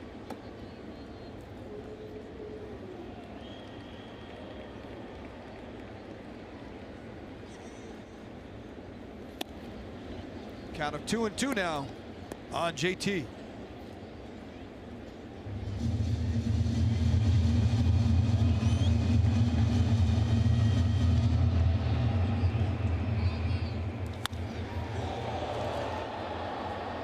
Ranging back is Hernandez. Let's go down to Jessica. Hey guys, earlier in the game we heard Kelly Sacco mention a couple of Marlins minor leaguers and their recent accomplishments, but we've also got to show some love to Jacksonville Jumbo Shrimp second baseman Isan Diaz. Yesterday, Isan was named the Southern League Player of the Week for June 4th through the 10th. Here's what he accomplished during that stretch: a batting average of .565, 4 doubles, 7 RBIs, an OPS of 1.406, at a 7-game hit streak in there, and guys, no doubt as to why he earned the honors. Great numbers for another guy, and as Mike Hill mentioned, the depth of the minor leagues, Jessica, and you see it all over for the Marlins. Players, position players, pitchers. Moore hits a drive to deep center field. Hernandez going back, but he'll have a play, and another 1-2-3 inning for Stratton.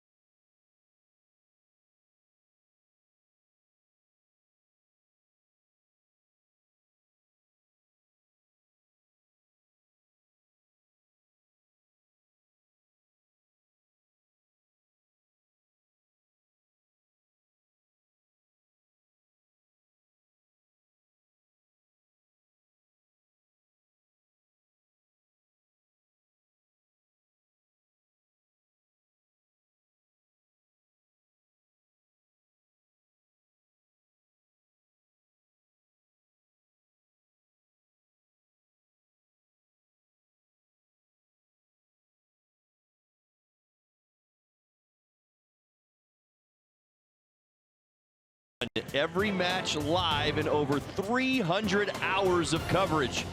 World's biggest sporting event is just 2 days away, only on Fox and FS1. Holly is a finalist for the voiceover gig for the World Cup. And makes you want to watch soccer, doesn't it? I'm ready, except no United States this time around. But it's going to be fun to watch. It is a tremendous tournament, obviously. The World Cup. Trevor Richards getting ready for baseball here in the 6th inning on an email Twitter Tuesday night. Patrick wanted to know, when the bases are loaded, the batter has walked, does he get credited with an RBI? Absolutely. Yes, he does. You have earned your way to forcing a run. Joe Panik is 0 for 1 with a walk. Richards here at 83 pitches in his 7th career start. Most he's ever gone, inning-wise, 7 against Pittsburgh. That was April 14th. He allowed 2 hits, no runs. Right. Brilliant start. Out of that bag of really good stuff that he did, you know, that first time up. We had a 10 strikeout game against the Dodgers, that big start against the Pirates, and again, evidence of can he pitch at this level, and he is certainly providing it tonight. Big inning for him here, 3rd time through, top of the order. Panik, Posey, McCutchen, and you got Crawford after that, if they can get him up.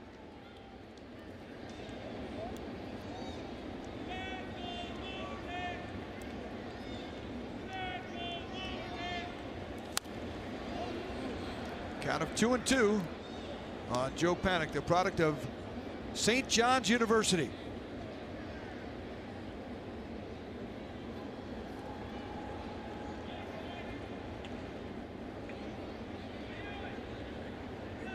Two-two pitch, line to right field. Anderson on the liner. He's got it. Time now for our Toyota inside look. And here it is. The oldest major league teams, the Giants, you talked about this earlier, their age and days close to their record. 30 and 32. Their record is 33 and 33. Their average age just over 30 years old. Right. Well, it's interesting to kind of follow that. It's something that I typically try to keep my eyes on. Winning a lot of times is attributed to age of, you know, of your team. How much experience do you have? How many veterans do you have? How many star players do you have? As we move more towards the trade deadline, teams will make some moves and go for it, if you will. But you look, most of those teams are the older teams, kind of floating around 500 right now. Mets were on that list. They had the great start. They've been struggling ever since. 6 games under 500. We see Cleveland on that list. They're playing well, first place. Giants obviously are hanging in there. That pitch is inside to Buster Posey.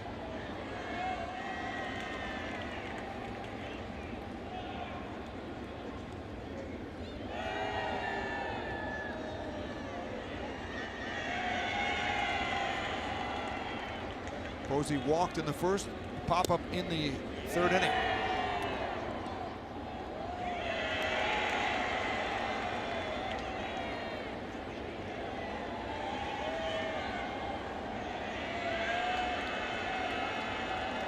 Three-one pitch. Ground ball to shortstop. JT Riddle. And 2 men away. Geico presents this day in Major League Baseball history.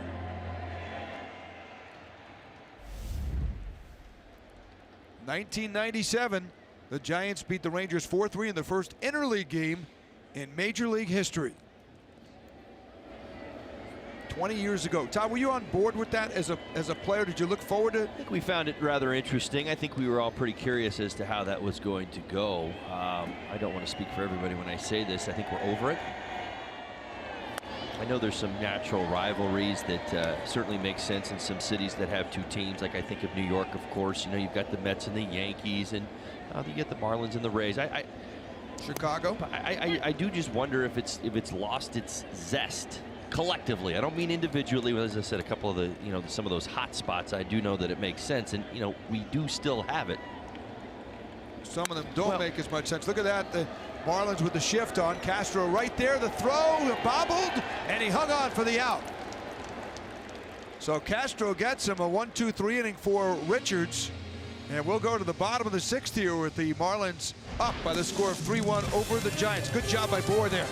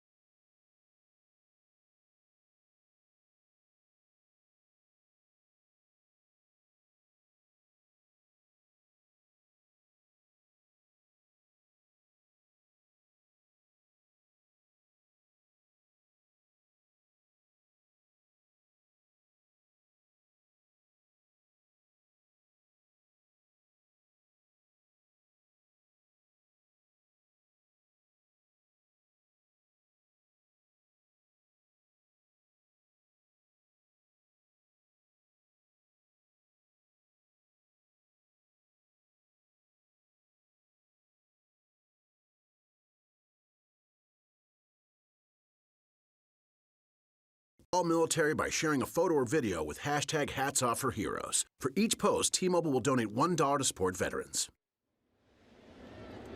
Time for T-Mobile's Hats Off for Heroes here as we go to the bottom of the 6th. Starlin Castro, first pitch swinging. He is 2 for 2 with an RBI. He's had a very nice game. That first at bat went to a 3-2 pitch, fouled off a couple, and got the Marlins going as far as the hit column is concerned. Base it up the middle.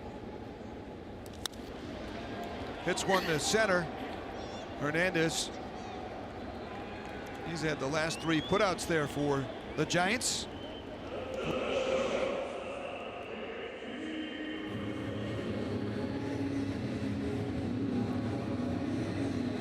So Trevor Richards done a really great job after a wobbly first inning to settle down, retiring the minimum in 4 of the 6 innings. He's got 96 pitches.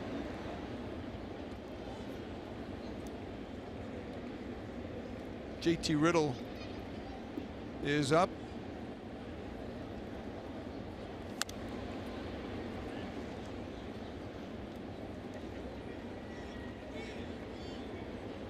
Chris Stratton met his wife, Kate, at a church basketball game in high school. There's the pitcher. Now he was working the scoreboard to make a little extra money. Got a little job, ground ball over to first base, played there easily. And they've been together ever since. Went to college together, they're now married and have a son. You never know where you're going to meet your significant other. That's right. Right? You never know. I mean, you just don't know. Well, there's my brother-in-law. You never know where you see your brother-in-law. That's right. How about that? Had my head down in the scorebook. I look up, there he is. There's my brother-in-law. See, we've been waiting for 6 innings to get a shot of Matt Herges. Are we trying to get me paying attention? Maybe that's right. Get up. And there you go. And you married his sister. That's correct. Beautiful wife. Never know. Very, very, very grateful for that man right there. He's what a nice guy. Smile, Matty. Come on, man. Smile. That's right. That's right. He knows what's going on. He does see the feed. Sure they do. Know what's going on. I was kidding. Paying attention. Look at that smirk. He was a good pitcher. One of the real nice guys. Yeah. Now, whose arm is that? Is that one of the relievers? Same. Tremendous human being. Look at him posing. There you go. Now he was caught. He doesn't want to be seen. I think it looks like Melanson, one of the vets down there. 2-0 pitch is fouled off. The fate of life, right, Holly? There it is. We got all the characters. Now they're going to say, okay, enough. Well, he's running things down there in the bullpen. His first year on the job, doing a fantastic job for the Giants. I always get mad about he had that hair paste. It would take hours, it seemed like, to put the hair perfect position. You mean hours for you, right? For me. For him, I don't think Matt spent hours on his hair. He was very particular, I would say. Well, certainly. But I certainly get that, but yes. I don't think he spent hours. Maybe not hours. 2006, I believe, with the Marlins. Very Good right-handed pitcher, a nice career. Very, very nice career. Very, like I said, forever indebted. Could not be a happier or luckier man. Here's the 2-2, grounded up the middle sharply. Nicely played by Panic. No panic at all for Joe. And a 1-2-3. So Stratton did a good job settling this ball game down 2, keeping his team in at 3-1 as we go to the 7th.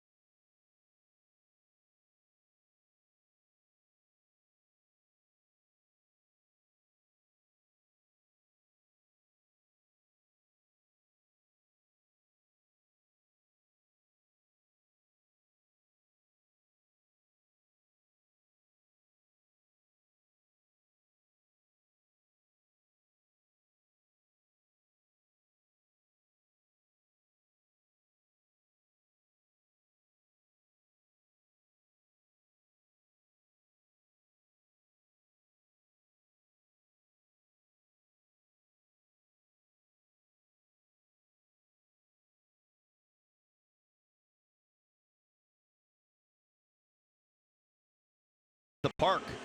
All the action at 7:10, and then enjoy a post-game fireworks display. The 305 skyline as a backdrop. Purchase your tickets for fireworks presented by T-Mobile. Marlins.com/tickets. Well, that'll do it for Trevor Richards with the lefty Brandon Crawford leading off the top of the 7th. Adam Conley is going to come on his 10th appearance. He has been a factor. Look at those numbers. 12 strikeouts, only 2 walks. Yeah, this is probably the key spot to get him in the ball game. You've got Crawford there. I suppose you could make the argument that Richards could have gone back out. He was at 96 pitches, but Conley's done a fantastic job. I like this here. Crawford kind of kicks things off here in the 7th.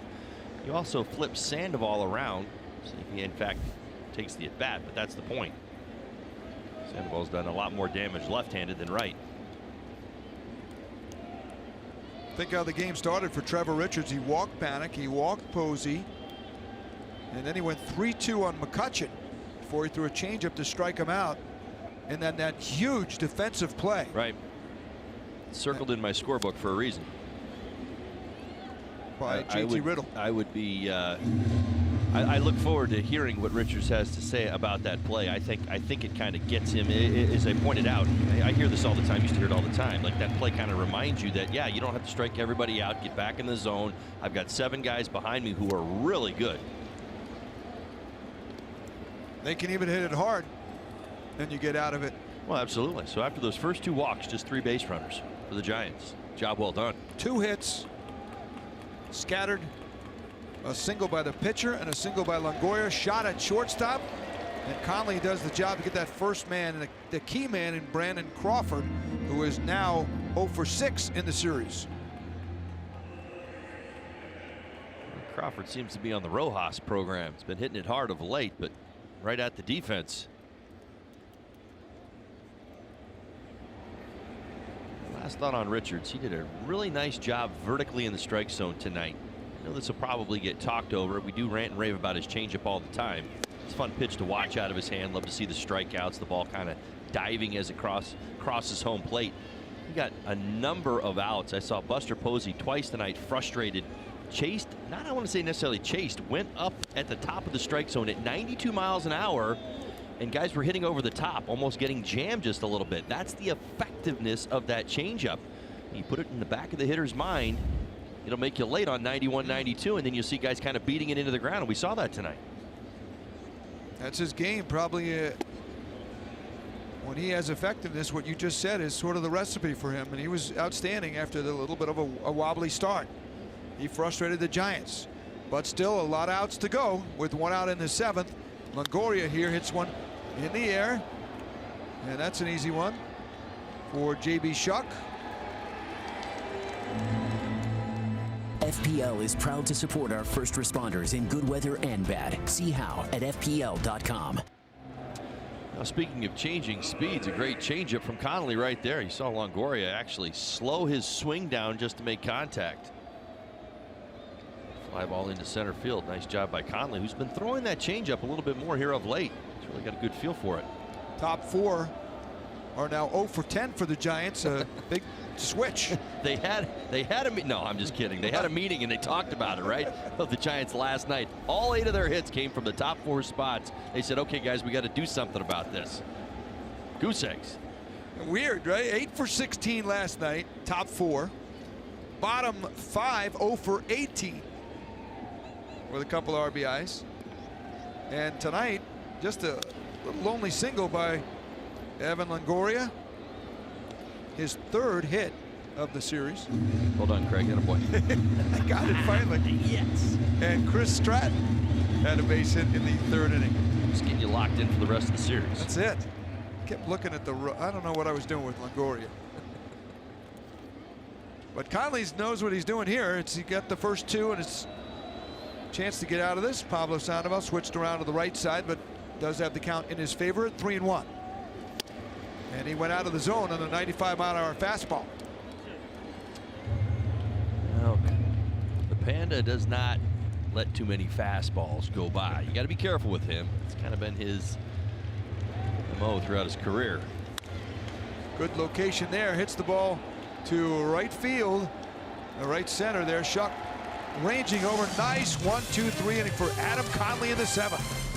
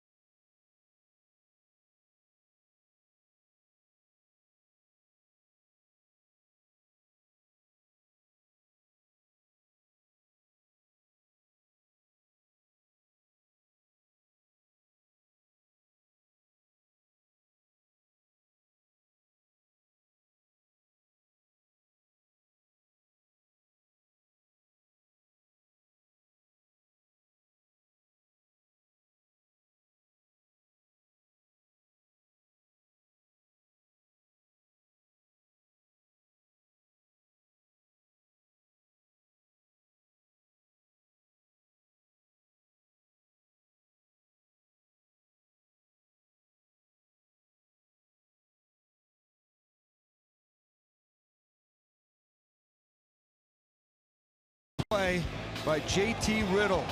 They scored on the infield ground out, but he saved it from being a big inning. 1 run for the Giants in the 1st. In the 3rd, here's Starlin Castro. That's a 1-out single, got the Marlins tied up as Dietrich scored, and then JT Riddle, defensive hero, hitting hero. He had a 2-run double, driving Anderson and Bohr. Give the Marlins a 3-1 lead. Good pitching after that. Both starters settled down. Richards after the first. And certainly good job by Stratton after his struggles in the third. Brings us here to the 7th. And Stratton is still in there. Mentioned Bochy wants to get some more length from his starters with the bullpen taxed lately. Here's J.B. Shuck. Tried to bunt first pitch. Ground ball again, sharply hit right at the second baseman Panic. Good hustle as usual by J.B. Shuck, and 1 man away. And that'll bring a pinch hitter. It's going to be Lewis Brinson.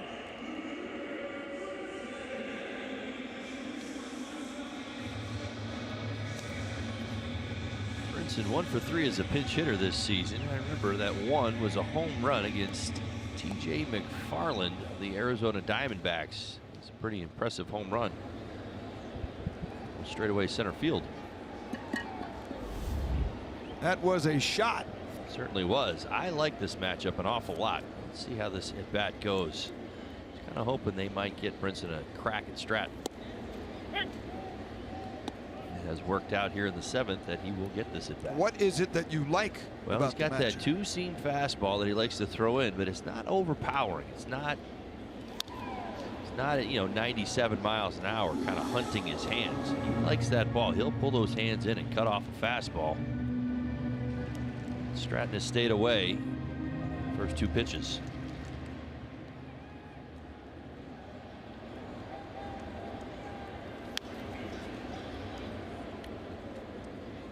Count stays 0-2 to Lewis Brinson. What a big night he had last night. He missed a homer by inches to straightaway center.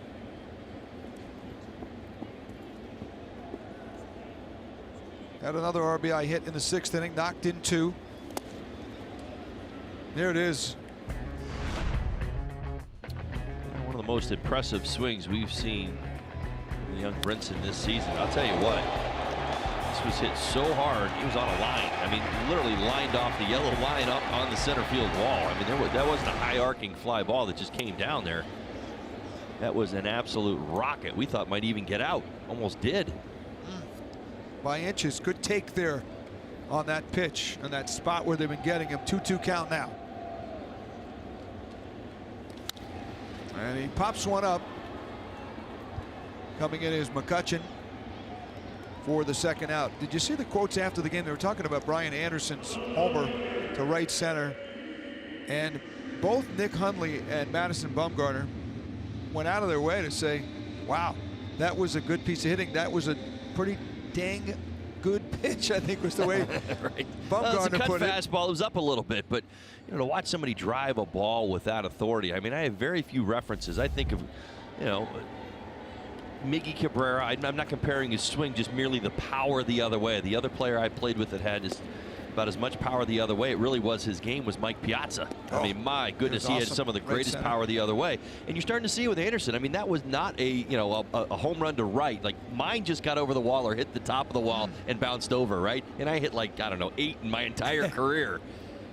That right there carried almost to the seats. Hundley, by name, said, boy, Anderson's swing. We liked our pitch. Yeah. And that's impressive. You don't normally get that kind of a tip of the cap from the other team, especially Bumgarner by name to point out the swing of a rookie. Pitches up high. He's hit 2 home runs to right center, right field pretty much. 1 to center, he hit the structure there. Yep. And then the one to left field. Yeah, he's got a lot of power, and I'll tell you, it's really starting to come along. I think that's what probably impresses a lot of the National Leaguers.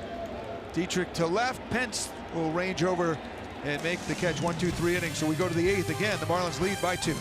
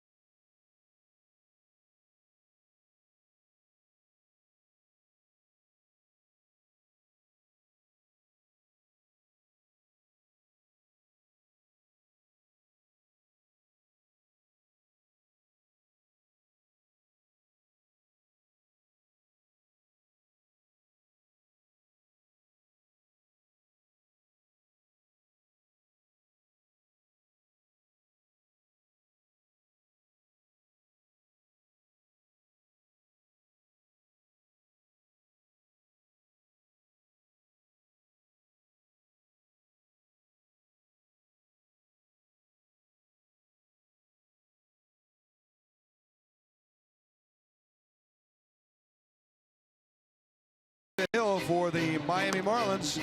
Try to level his record up at 6-6. Pitched some great baseball for the Marlins. An outstanding trade with the Yankees in November. And he has come on and impressed with his poise. And tomorrow he'll face Andrew Suarez out of Columbus High School. Andrew, a local Miami kid, which will be the theme for the next 2 starts for the Giants. Andrew went to high school here. Derek Rodriguez will pitch on Thursday afternoon. He was homeschooled here when Pudge was here in 11th and his 12th grade year. And he'll be pitching on Thursday against Dan Straley. There's Smith as he goes for that 6th win. Lewis Brinson will stay in, going to center field. J.B. Shuck moving over to left field. And Derek Dietrich comes out. And Brad Ziegler is in. He's done a mighty fine job in his new role. 4 consecutive appearances scoreless. It's good to see. One thing that I've noticed of late is the slider seems to be back for Ziegler. Part of this season, he was really relying on the changeup at times, but more than anything, that 84, 85 mile an hour sinker. Chopper over Ziegler. Tough play, and it's going to be an infield base hit. Rojas couldn't handle it. Took a funny deflection. I'm not sure, Todd, if Ziegler got a piece or just took a funny kind of bounce on the grass. Not much of a shot to get Pence. My initial impression was that Ziegler did in fact redirect it. I think he did with the top of the glove. And Rojas almost kind of reaching back. Watch his reaction. You're right. Almost like he overran it a little bit.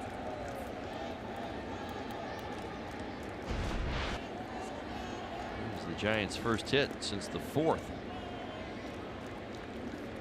So Pence aboard for Gorkys Hernandez.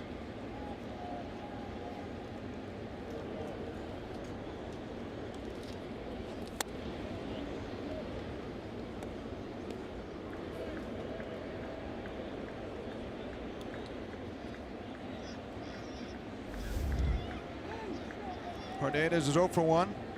Got a couple of hits in the ball game out of the leadoff spot, on base 4 times last night. There's Alan Hansen, switch hitter in the on-deck circle. Had a start in the game last night.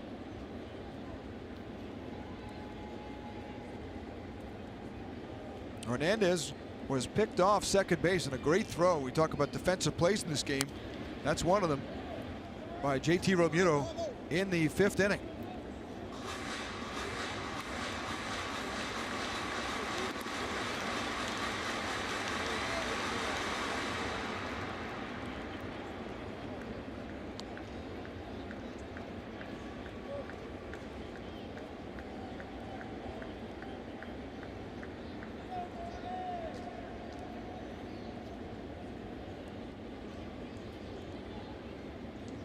Pence on first. Here's the 1-2 from Ziegler, and it's topped again toward the Marlin dugout.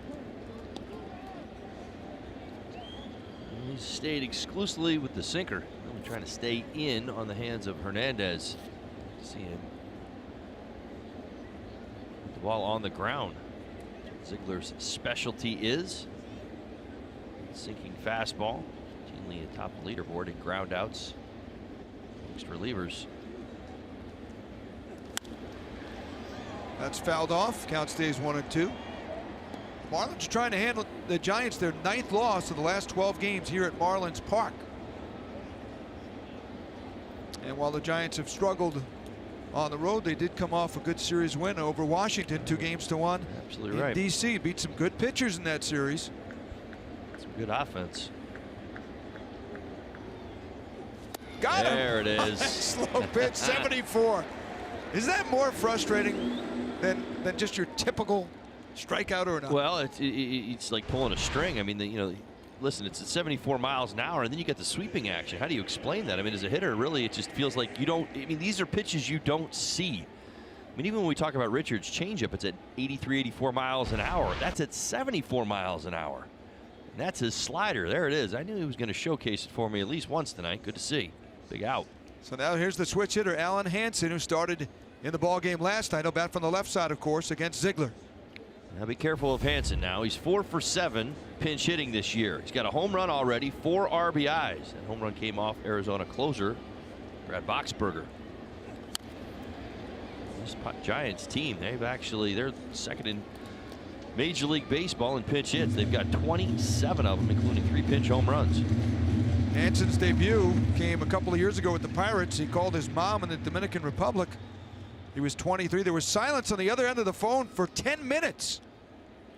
And Hansen was concerned that she might have passed out with the great news. Turns out that the phone was hung up accidentally.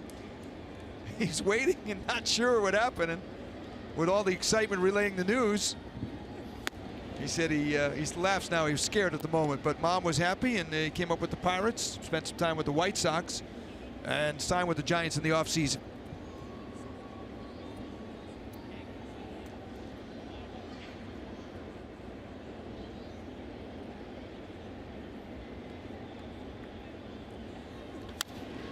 Ground ball foul, count of 1-2.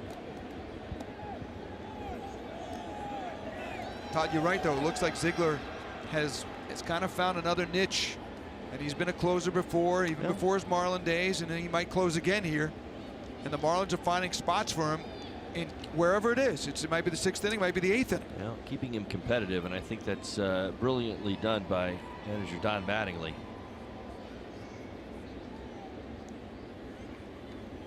That pitch is outside. Wasn't merely taking him out of the closer's role and saying, oh, okay, well now you were the, maybe, as we kind of see the bullpen, the most important guy, the closer. Now you're pitching in the 6th inning, and you sap all that adrenaline, all that, what he's used to pitching with in a baseball game, and take it all away from him, potentially pitching in innings that don't mean as much. Ground ball up the middle. Could it be 2? Castro to Riddle for 1. Over to first. They got him. 4-6-3 double play. Ziegler doing what he does best. A ground ball. And the Marlins turn 2. And we'll go to the bottom of the 8th with the Marlins up 3-1.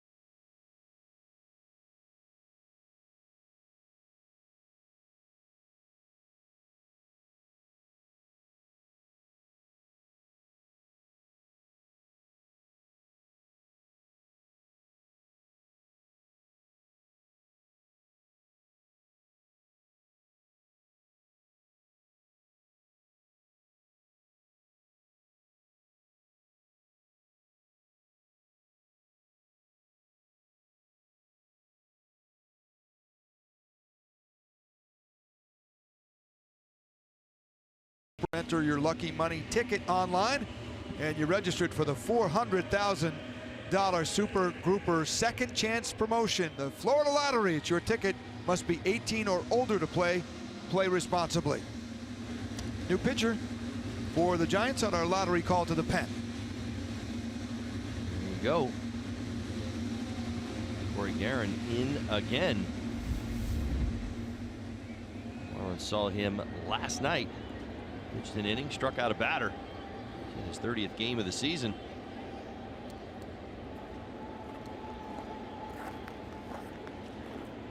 Brian Anderson, sorry, Todd. No, you're all good. Sinker, slider, change. That's what you're going to get from Guerin.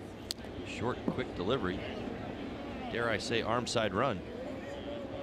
Saw an awful lot of it. There's an argument going on up here. That ball clipped him. Brian Anderson is going to get first base. Maybe not. Nice. He's putting the shin guard back on now. It's kind of interesting. What's going on here? Watch the home plate umpire kind of come out and signal to first base, leading us all to believe that see it hit off Buster Posey's glove. You can challenge this, and it looks like the Marlins are going to challenge. Yeah, see, look at the home plate umpire. He's signaling that that got you. You're going to first base. Maybe he talked him out of it. This is a first for me. That's strange. So the up. So.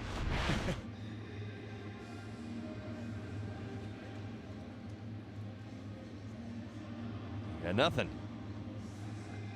Well, that was merely playing off of the home plate umpire and the call that it hit him.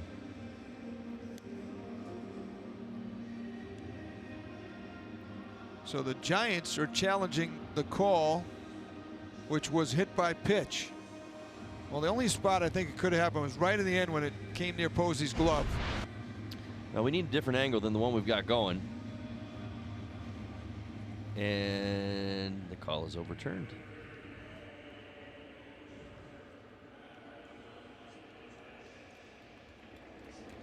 So the call was overturned. Good challenge by Bruce Bochy and company. Yeah, we'll see about that. We think. Yeah, we'll see about that. That's right. Be careful what you hope for. That's right. With this guy, he's about as hot as they come right now. He's got a 1-0 count. That's going to be back to the screen, over the screen, out of play. So a count of 1-1 on Brian Anderson. No hits tonight yet, 0 for 2. Did score on a hit by pitch that was undisputed in the third. In fact, it caught him in a bit of a rough spot on the bottom of the left hand, but fortunately, as you mentioned, perhaps more of a pinch because it caught the bottom of the bat as well. It's kind of protected probably, or absorbed a little of the blow. The infield has shifted here for the Giants. Or 3 on the left side of the infield. They have not been doing that for, well, I would say some of the at-bats. Haven't noticed everyone, Holly, that they've been playing them straight up. Sometimes that's dictated by the pitcher or the count. Well, I think this has a lot to do with who's on the mound as much as who's in the box. See all that arm side run from Guerin, as I mentioned, that heavy sinker. But look what he did. He went the other way. There's no one at second base. And with Brian Anderson, you wonder, because we watch him so many times, him hit the ball to right field, not just in the air. Right. And it's a base hit. Well, congratulations to Brian Anderson. That is his 100th career hit. Good to see. And great approach. My goodness gracious. So they go to the slider. They get away from the sinker. I think the Giants are on to him by now, or at least you'd think they would be. We just talked about all the praise they gave him for going the other way with one of the longest home runs he's hit this season, right? Right. They throw him a slider thinking he's going to roll over it and hit it to the left side. Not Brian Anderson. So here's JT Realmuto. He's 0 for 3 in the game. Now we understand sometimes the difference. The ball in the air, different than the way it is in the infield. They sometimes can be the complete opposite. The infield plays over on one side, but the outfield the other side. But with Anderson, they have a lot of data. They're not doing it just to be trendy. Well, and he's a tough out. I mean, the one thing that you kind of cling to, how about this? When he's behind in the count, now he's behind. He was down 2 strikes right there. He's hitting 288 on the season. Wow. He's up to 311 now on the season.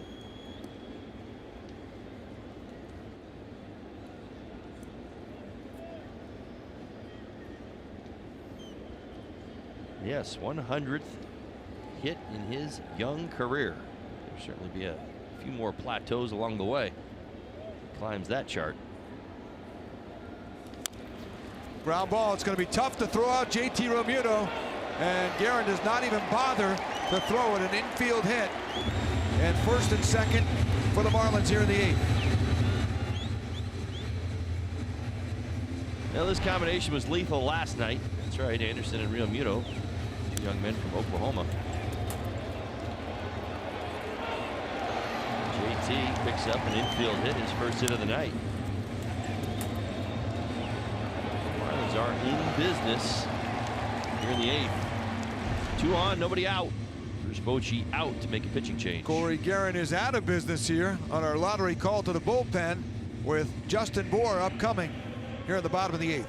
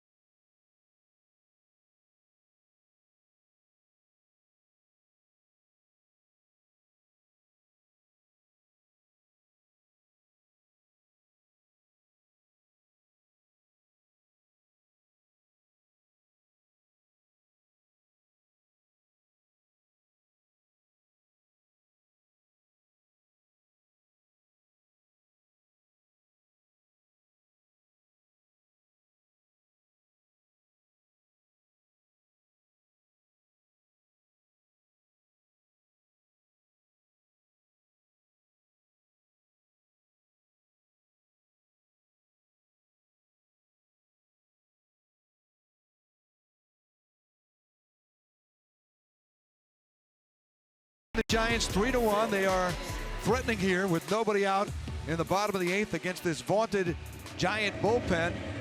They have 3 lefties, and we're going to get a look at Will Smith against Justin Bohr. Ironically, the righties are hitting better, worse against him, I should say, 2 for 22 than the lefties, but still good numbers. He's struck out 11 of the hitters he's faced on the left side, 5 for 27, $185 for the lefties.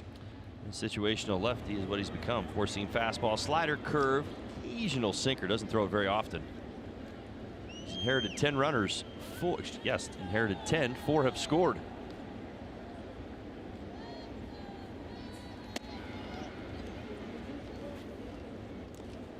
Marlins up by 2 here in the bottom of the 8th inning. 2 more walks for Justin Bohr tonight. 11 games this season in which he's had 2+ walks in a game. 10 with 2, 1 with 4. Big cut there.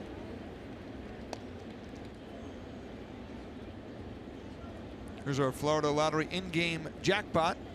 You mentioned those walks. Look at the numbers there. This is tied his career high from last season at 47.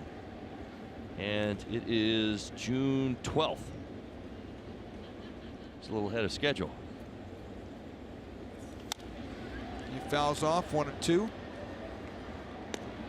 Bohr has slowly been raising his average, but he has not homered since May 27. Well, 8 of his 10 home runs have come in Marlins Park. And 4 of them have gone to the opposite field direction.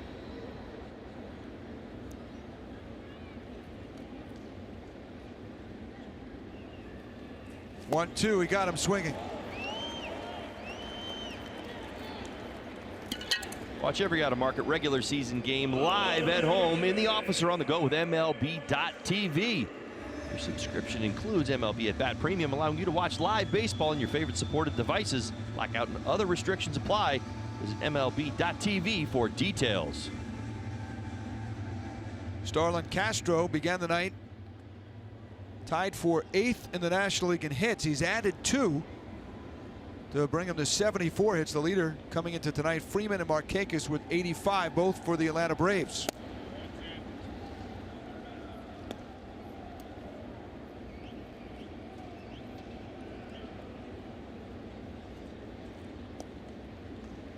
Brian Anderson leads from second. JT Realmuto, good speed at first. Anderson, slightly above average speed as well. 1-0 pitch. Good breaking ball, catches the corner.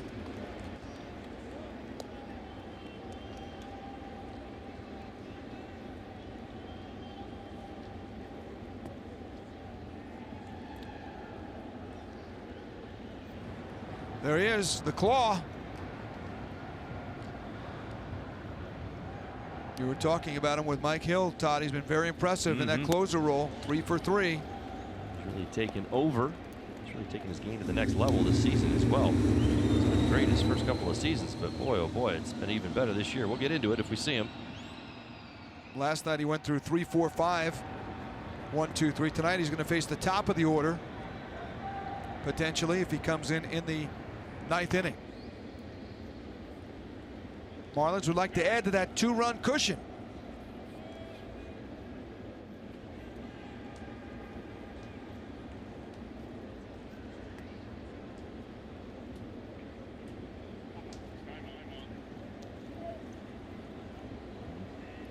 Well, I mentioned the 100th hit in Brian Anderson's career. He's done it in 92 games. How about this? Third quickest rookie, Marlins rookie, to do it. Edgar Renteria, the fastest, did it in 81 games. You remember that name, right? Absolutely. Saw him this weekend. I just felt like 16. The timing was right. Dan Uggla did it in 88 games. Now he's tied with Chris Coughlin. He was the last to do it in 2009, but 92 games, 100 hits. It's been an impressive run for the young Mr. Anderson.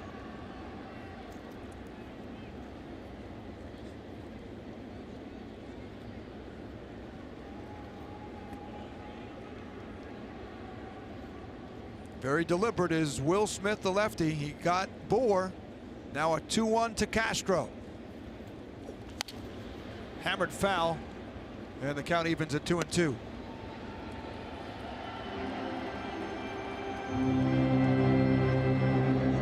Starlin hitting .250 with runners in scoring position this season. Has an RBI base hit tonight.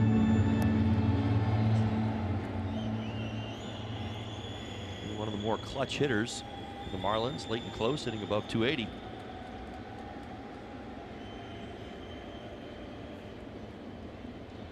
Two pitch.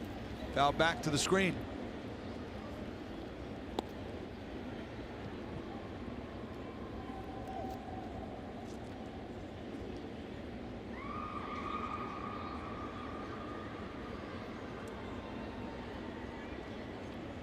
Giants playing Castro straight up on the infield and the outfield.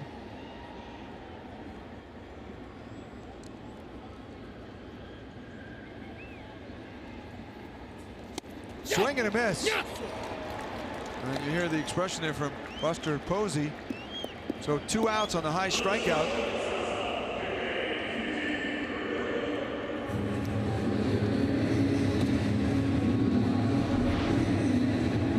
JT Riddle is up. Yes, that was Castro. Language we should probably apologize for. Good idea. Hanging breaking ball. Felt like he certainly should have done more with that 83-mile offering. There's JT Riddle. Riddle 1 for 2. Had that big double and the big defensive play. He's been the star of the game, along with the pitching staff for the Marlins in this one.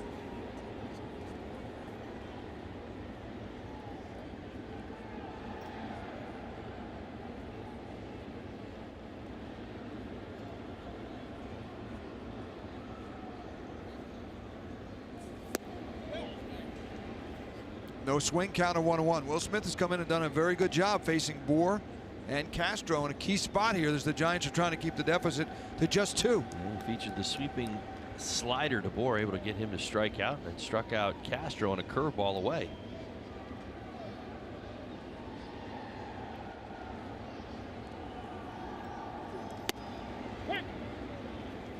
Took something off that one, and for a high strike.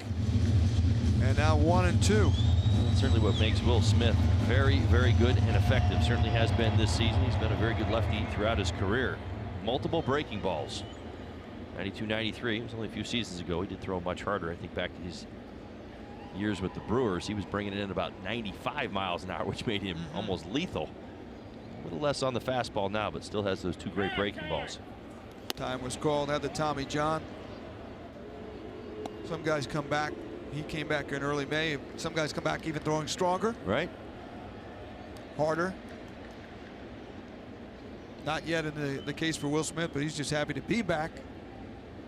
Florida kid out of Lakeland.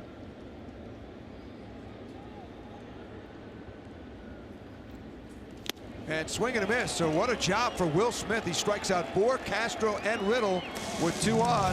And the Marlins will take a 2-run lead to the 9th.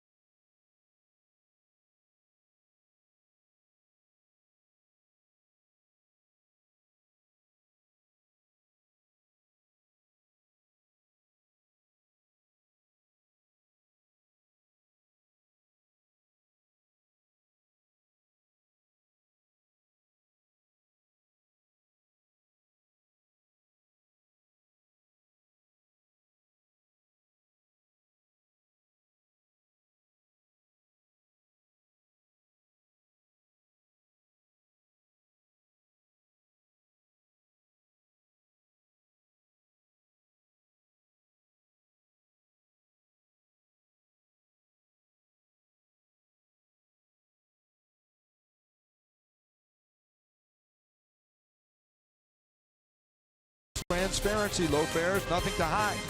By Sylvester Comprehensive Cancer Center, in pursuit of your cure. And by your South Florida Honda dealers. Craig Benavides back with Todd Hollandsworth, Kelly Sacco, Jessica Blaylock. We'll have the postgame coming up with Nelly and Tommy Hutton. Good to have Tommy back. We'll be on the postgame in just a few moments. The Marlins hope as Kyle Bearclaw comes in. A few moves, the Marlins moving some infield parts, as we've seen, with Rivera in, Yadiel over at third.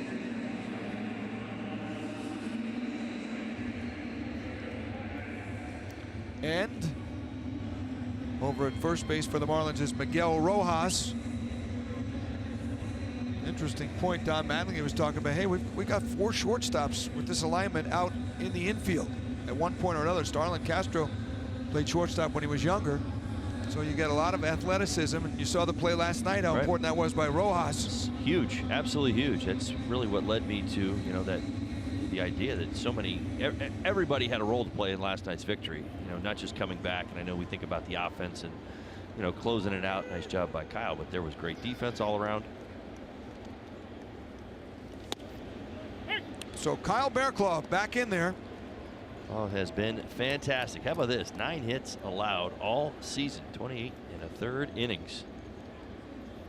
Since May 6th, he's allowed 1 hit. That's correct. I said May 6th. Not June 6th. May 6th. May 6th. Yeah, you heard me? May. 5-6. Not 6-6. 1 hit. Look at that ERA, 127. 1 hit in 44 at bats. 50 plate appearances. How about this batting average against 0.23? Ground ball sharply hit, bobbled by Rojas. He's going to flip it over to Bearclaw, though. Good job again. Kyle got over there just to make sure. Absolutely. Now, when I got thrown in at first base, that's how I defended the position right there. Now, Miggy Rose got much better hands than I ever had. That was it. Knock it down and flip it to the pitcher. Keep it in front of you. You're close to the bag. He probably could have taken it himself, too, but like a hockey goalie. Make the play. Giants saw enough of the hockey scene in Washington, where Alex Ovechkin brought the Stanley Cup in this past weekend. And they were celebrating. Fortunately, the Giants had the last laugh in the series, 2-1. There's San Jose Sharks, who are knocked out of the playoffs in the Bay Area in the Well, they're busy. second round. They're busy celebrating the NBA Finals. Yeah, they've had a lot of what is that, 3 in a row now? Golden State. Yeah.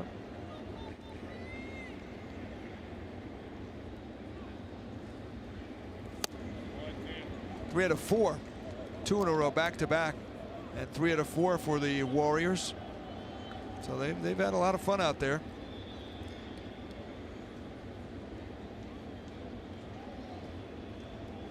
I'm better at my hockey, Todd, than my. I knew you were. That's why I kind of went I can there. tell you that.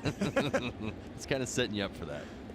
Here's the 2-0, and it's a strike for Bearclaw. That's a big strike. 2-run game here. You got a lot of power coming up with McCutchen, Crawford, Longoria potentially following, Buster Posey.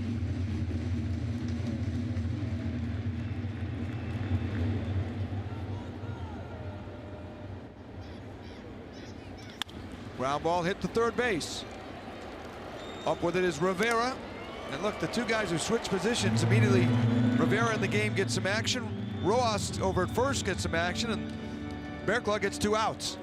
Yeah, that's the most important thing, the 2 outs. Cal does a fantastic job. Some conversations about him really all day long, really just talking about the nice job he's done avoiding the walks this year.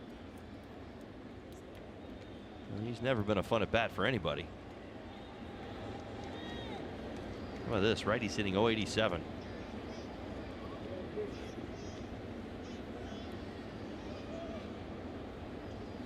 That's outside. Remember, a few series ago, the Marlins put Rivera in at first and Rojas over at third. Rivera's picked up all the infield positions. Perry Hill said he's doing a great job no matter where he goes to get him to be able to play all 4. Gives the manager just it's much easier to move your parts. Absolutely. When everybody can play the infield, all the positions. Most National League teams play with the short bench. They like the extra man in the bullpen, and if you're going to do that, you've got to have some versatility on that bench, especially late in the ballgame. Marlins have that. They've got guys who can play multiple positions. You can move them around the infield and get what you want late. Arguably your best defensive hands team, if you will, with the lead in the 9th. 1-1 to McCutchen. A high pop-up, but it'll curve out of play. Rojas has had a chance to play a little more first than Rivera.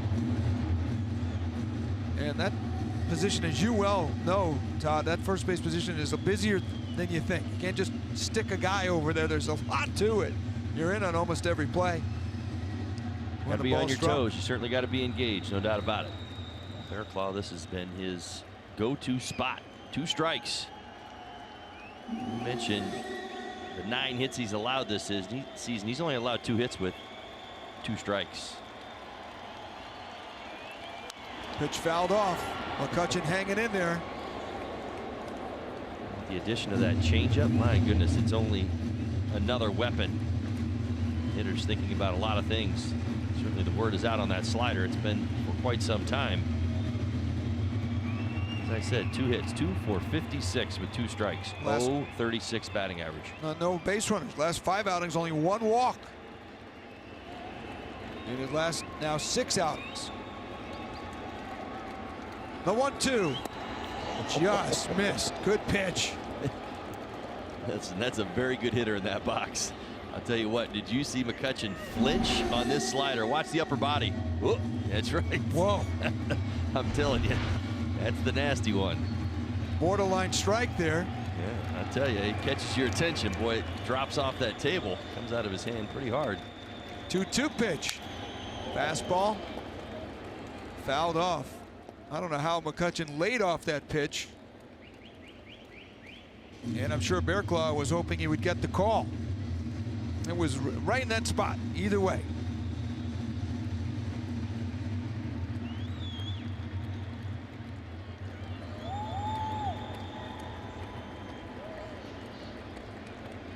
Two-two pitch. Swing and a miss. Bearclaw did it again.